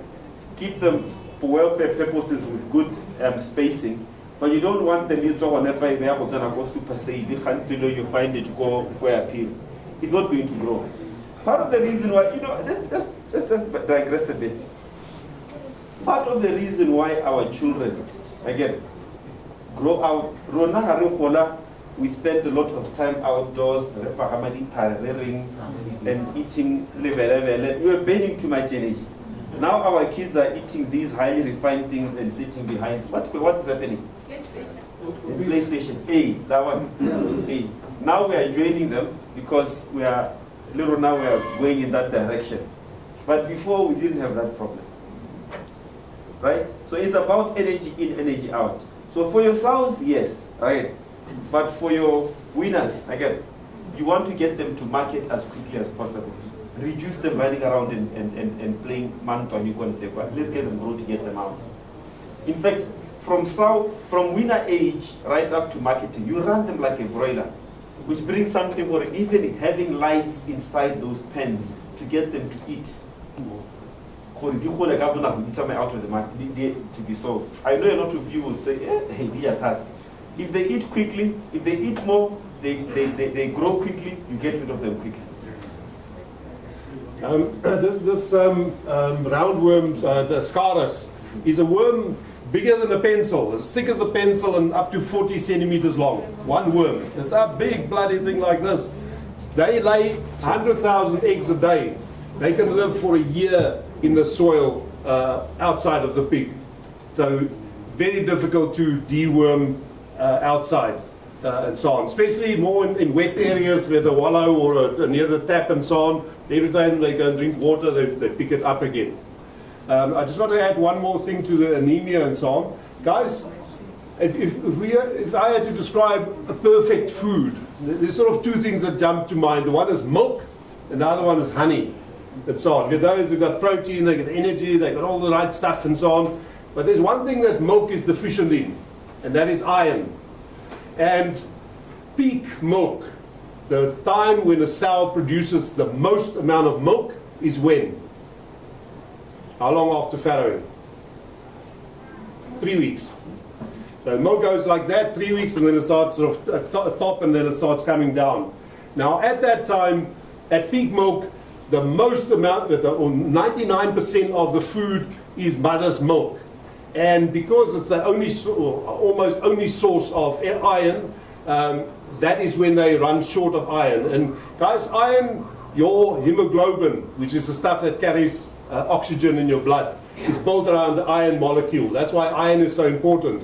If you haven't got iron, you haven't got hemoglobin, you feel, you feel like it's like running a mile, 10 kilometers, you're tired because you haven't got enough oxygen in your blood and so on.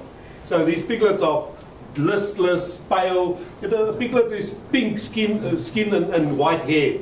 But an anemic pig is white skin and white hair. They look, you can see them pale, they're all lying, they're all always sleeping and so on.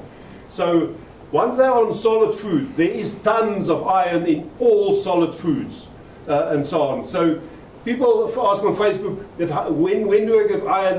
10 days and 21 days, and it's a once-off, one injection before that 3-week period, so they can just get through that time until they start eating creep feed, and then they're fine. It's a once-off. You don't have to keep on doing it, but it's very important during a time when they have milk as their main food source to supplement the iron. Now, adding on to his thing here, remember we talked about the iron. The reason why you're probably not seeing the link of iron, anemia, and the worms is that worm that you've talked about, how big it actually will suck all that iron in terms of the protein loss. That hemoglobin, they can have bloody diarrhea because of those worms, right? Yeah. And if already that it's going to hit them in that first month or the first 3 weeks when they need to have iron, and is being shunted out through the blood and digestive system, and those worms are actually causing. So which is why we're emphasizing on making sure that we're talking about anemia and really talking about worms. But what's important here is that you need to treat the infected sows before they are born. Those piglets are going to get infected when they are in the mother's womb, right? Number two, this was mentioned before when I walked in. I remember there is no use in treating the one pig. You have to treat all the pigs in that figure, every single pig. More importantly, right, is that if you treat especially your gilt and your sows 2 weeks before farrowing, that is the time when the last trimester, the immune system of that pig is under stress. Therefore, those worms are going to have a party if they're inside that sow. So they're going to do 3 things. They're going to reduce the growth rate of the piglets because they're going to interfere with digestion of food in the mother. Those worms are also going to have a party and move to the piglets.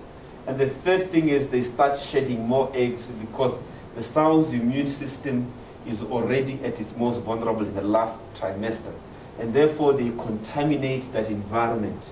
So when the piglets are born, they have taken a lot of worms and they are born in a cesspool of things. And that is the time you are moving that sow to the farrowing pen in readiness again. And you will now contaminate things.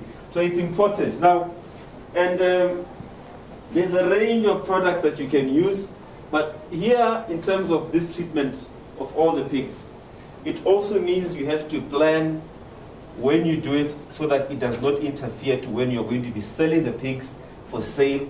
Otherwise, you're going to have to adhere to withdrawal periods, right? I am not mentioning specific products. There are many of them in the market. Choose the one that works for you. Some of them is injectable, is the easiest. The other ones you put in the feed, but I find they don't work very well that you put in the feed because you don't know if the pig has eaten the right dose or taken the right dose. So I prefer the injectable dewormers. And the beauty about them is majority of them now, they come in small amounts, that they can, in 50 ml containers, right?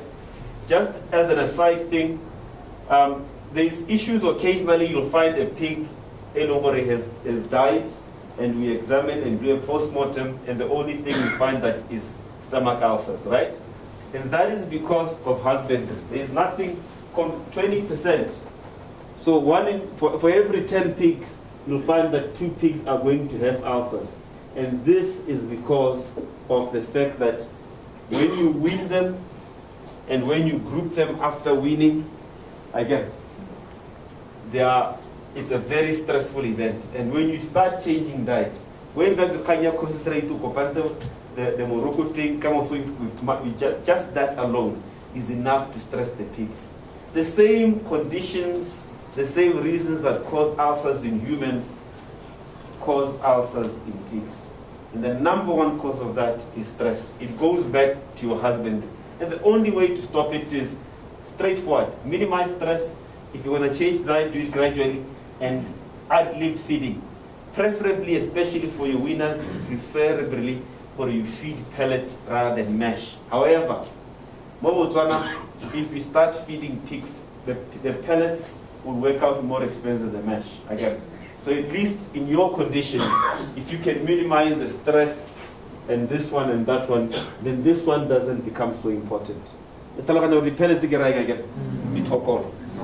terms of importance, right? Okay. On impact, 1, 2, 3 have a greater impact in causing ulcers as compared to that. Okay. They are in ascending or descending order of importance. All right. That is why I put them in that order. Right? Guys, Right. can I Yeah. add something there? Yeah. Guys, a lot of people on Facebook say, oh, how do you inject a pig? Because the sows are big and so on. And another guy just this week said he's scared of his ball. This thing attacks him and so on. And it's all about handling, guys. Just like they say, a pig is as intelligent as a 4-year-old child.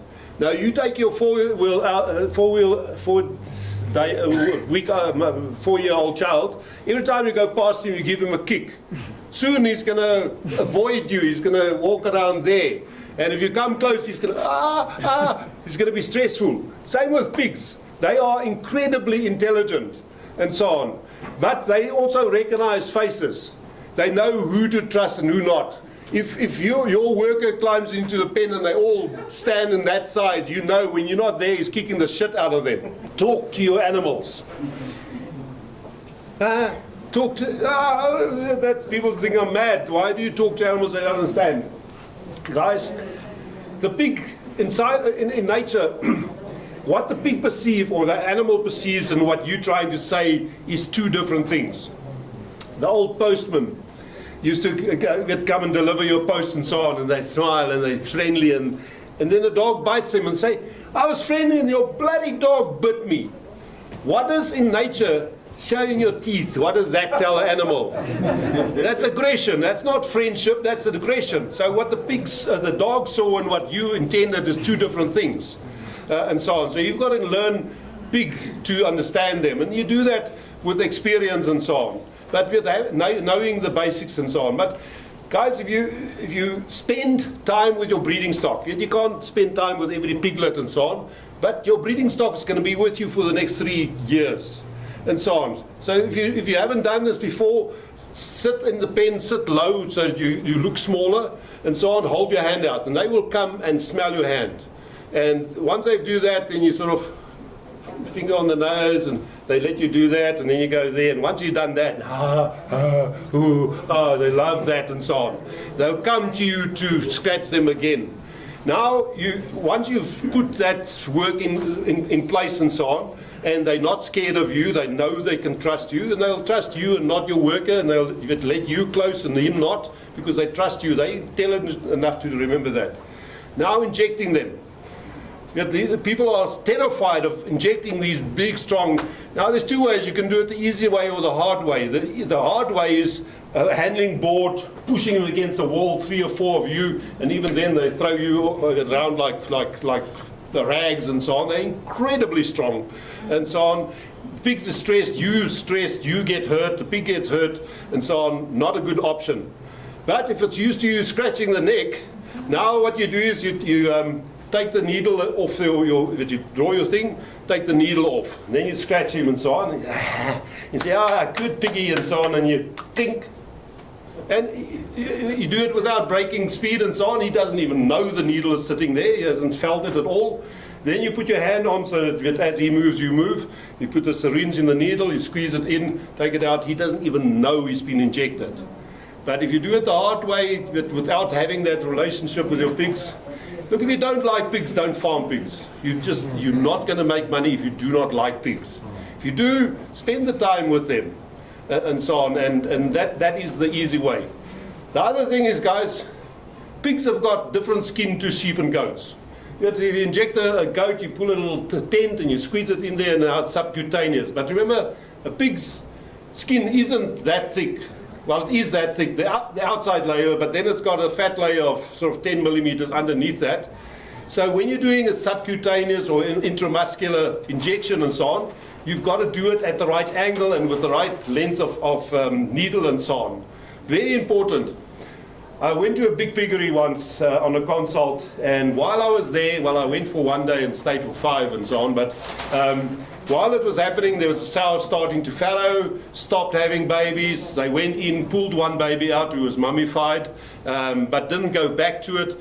So the next day, she's already undergone closure again, and everything isn't out, and she was getting fever, and they gave oxytocin to open her up so she can go in again. Anyway, big story and so on. But afterwards, the guy said to me, how can this pig have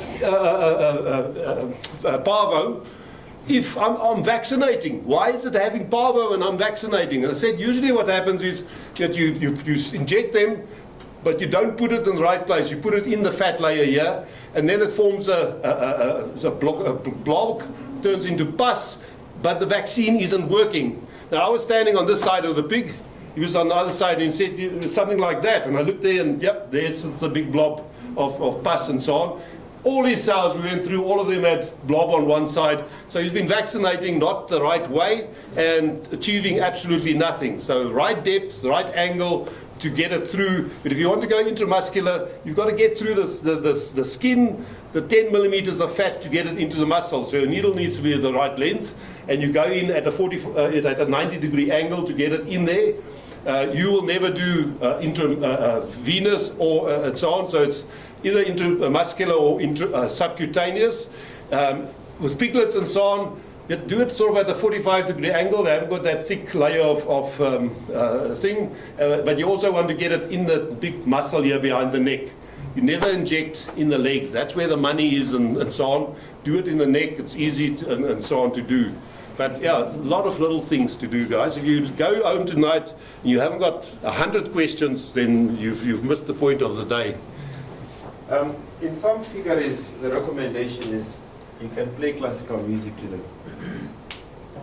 You play classical music, not Makazi. Right? Sorry, just one more thing. If you go on a Saturday to your piggery, there's nobody there, you come there and you stick your head over the wall, what do?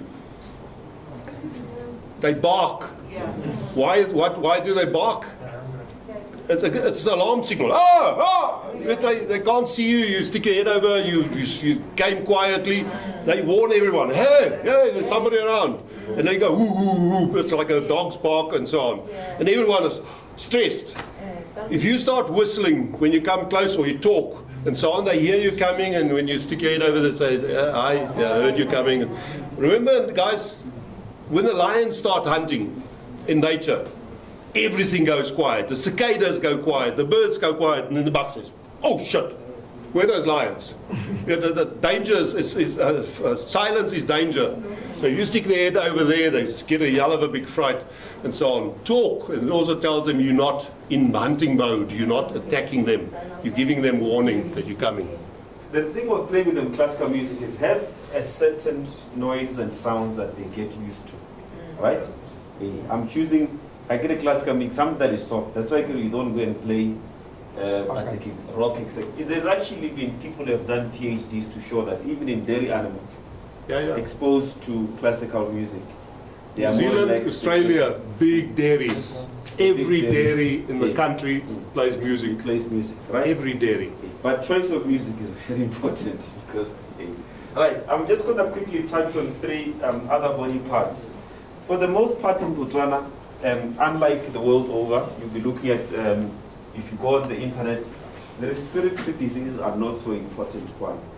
That is because our environment tends to be dry, and the conditions for the spread of those respiratory diseases, they are not always there. If when they do occur, as the slide shows, majority of the time is because of poor quality housing, poor ventilation, and cold temperatures.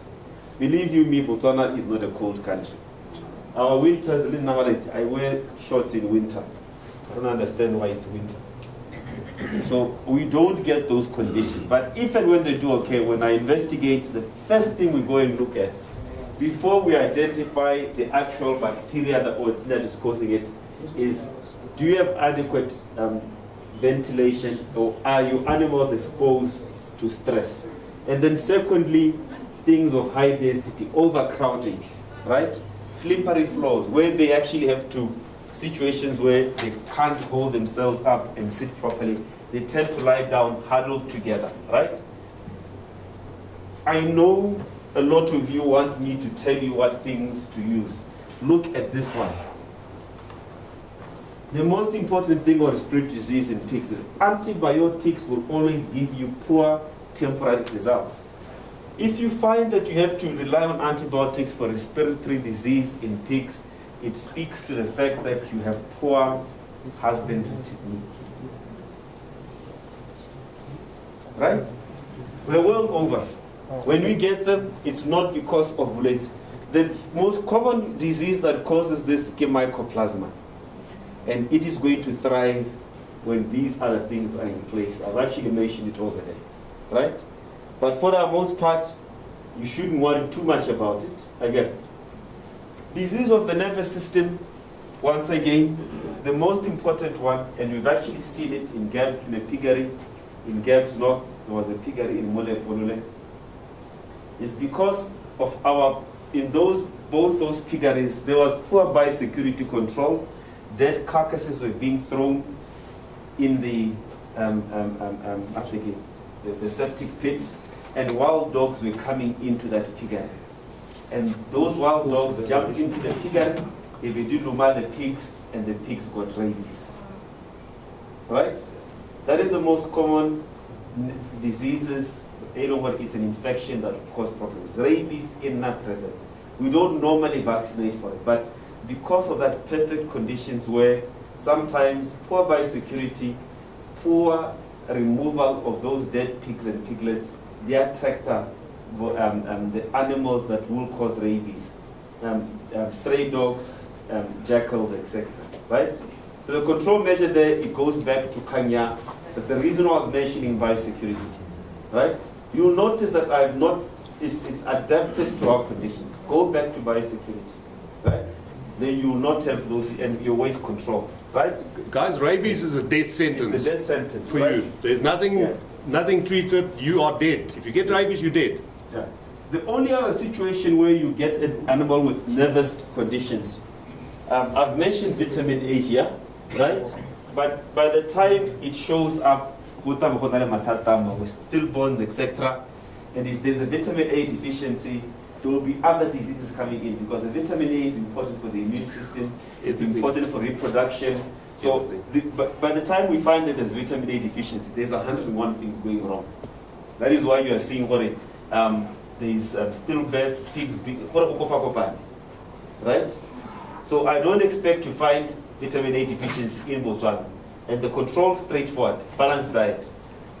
Kobus talked about salt poisoning, especially when your pigs have had a situation where they've had no water, they've got access to feed that is high in salt, and then you come and try to rehydrate them. Part of that thing is because of salt poisoning and water poisoning. So it's important to make sure if that happens where you find that water has not been available, we introduce the water very, very slowly. Otherwise, you will get salt poisoning and so will die. Just before we move on from vitamin A, so you would have, if you look at the feed there, you'll notice that we're using white maize. Now, vitamin A is carried in carotene, which is a precursor to vitamin A, and it occurs in yellow, orange, and green feeds. So obviously we're not feeding a lot of green feeds and so on. So yellow, like in yellow maize, is carotene. So with white maize, same energy, same protein, everything else, but the vitamin A is different. So we've asked our premix guys to bang up the vitamin A in our premixes to compensate for the yellow compared to white maizes and so on. But yeah, so we white maize, red maize, yellow maize is same in everything except for carotene, and you've got to adapt for that. And whilst on that, remember we're looking at it through the feed, right? It's not unlike, some of you are also cattle farmers. Don't go and take that vitamin A, D, E, okay? Fix it through the feed. It is more cost effective, right? Than trying to inject those pigs with the vitamin A, D, E that you're going to inject it for cattle. Focus it using on the feed. The other disease here that we need to watch out for is erysipelas. It's very common, it is present in Botswana. What is important, erysipelas, it's a disease caused by a bacteria that is called erysipelas, right now. The signs are there, it's straightforward, it's in your notes. What I want you to understand is that you'll find that it is called diamondback disease. That thing is you need a big imagination to see diamonds. Somebody wrote a textbook in 1950 something and said it looks like diamonds. Any disease that results in sores or redness, red patches, then you suspect it's erysipelas, number one. Number two, if you open up your dead piglets or your dead pigs and you find that the insides look like mulberry, whether it's the heart, the lungs, etc. Mulberry as in, or raspberry, mulberry. Everybody knows what mulberry looks like again. Yeah. It's either darkish red or very bright red. It's most likely going to be erysipelas. Erysipelas will also kill or present in situations where very similar to rabies. The piggery in Gaps North initially, before I was called in one of the, before that they had erysipelas, and because we had rabies before, initially we were thinking rabies, but then we found out they also that had erysipelas. The beauty about it that if it comes into your piggery, tetracyclines have variable success. Now you understand why I don't like this Makholafut. Again, penicillin works even better. Yeah.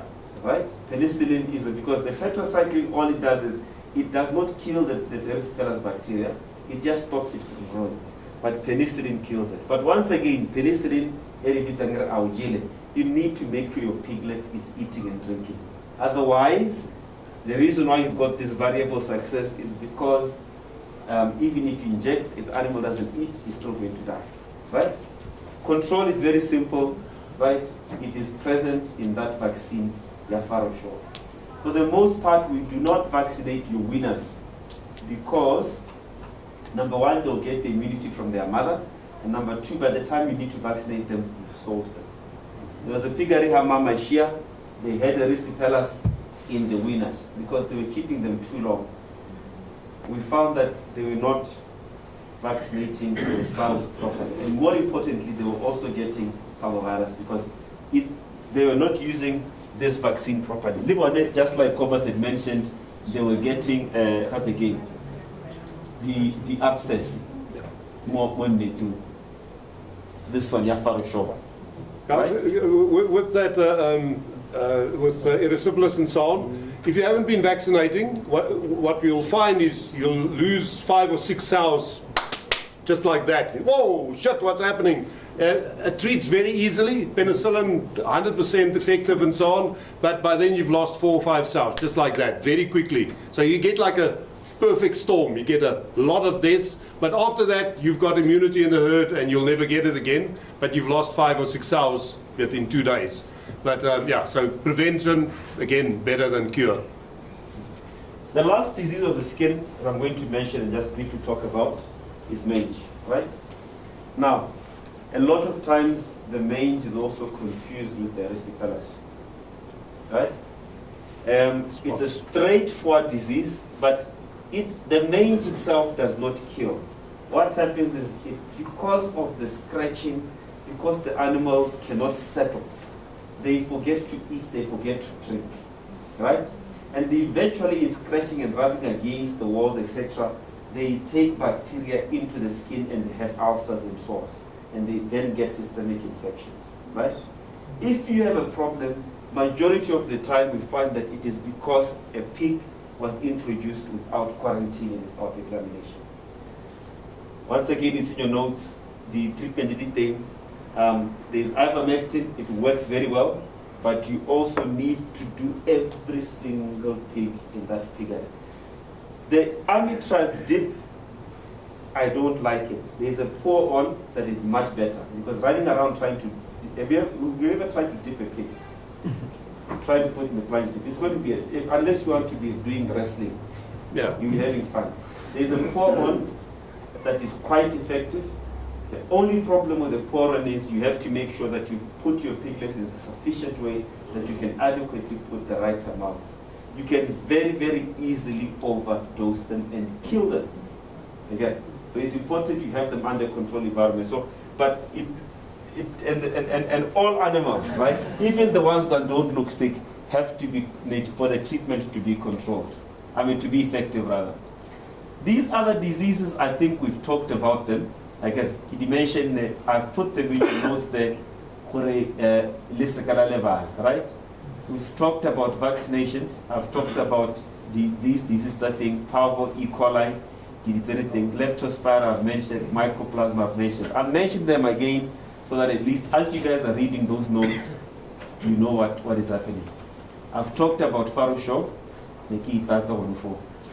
right. Can I just add 2 things before you close? No, the one is, guys, we spoke about this with mange. If a sow is itching, she's on her feet 4 or 5 times more than what she should be. Every time she's on her feet, she's squashing babies, and your litter survival rate just go down the toilet and so on. These things drill into the skin, they itch like hell, and the sow is just never settling and so on. So one thing, that's the other thing I wanted to say. Yeah, so ivermectin says with a holding period is 28 days.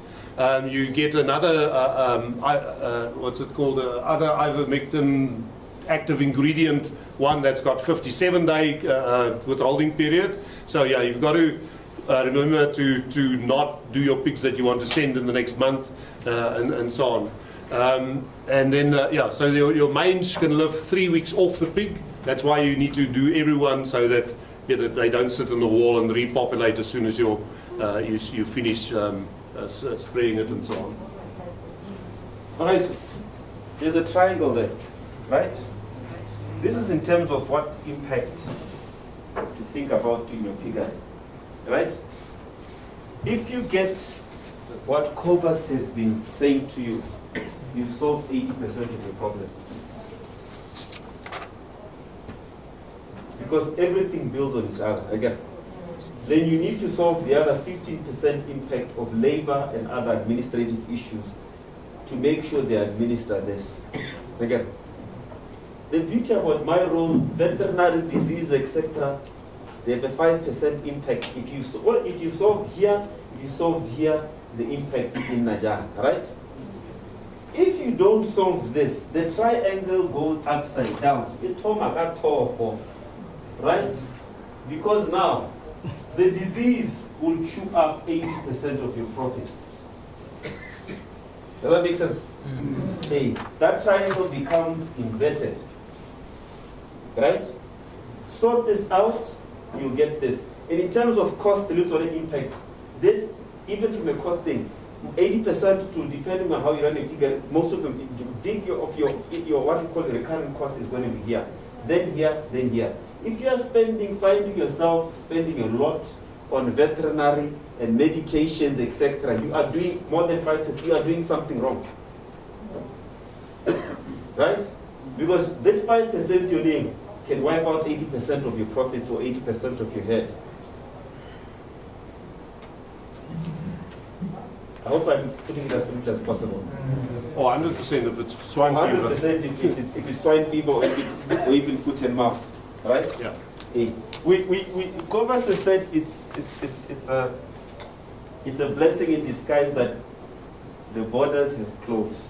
Right? I know when the borders open, some of you are going to buy piglets and pigs. Then it's not a problem. It also opens up opportunities for us to import new genetics, artificial insemination. We're going to bring in things. What is important is that at least now, go and make these mistakes before you go and buy those 8,000 kula or 8,000 red sows, right? Secondly, as you're starting off, start off small. If you cannot manage 2 sows, you are not going to manage 20 sows. It doesn't make sense. You cannot manage 20 sows if you cannot manage 2 sows. Get it right with the small numbers. Make the mistakes right now, right? For you to be able to expand. Then when you actually start doing it right, if you can get it right now, you control your costs, you control everything, your margins start getting better and better. I know who will talk when you've only got 2 sows, because if one dies, you've lost 50% versus not 20 sows. But at least by the time you get to the 20 sows, you'd have a very efficient system. Thank you.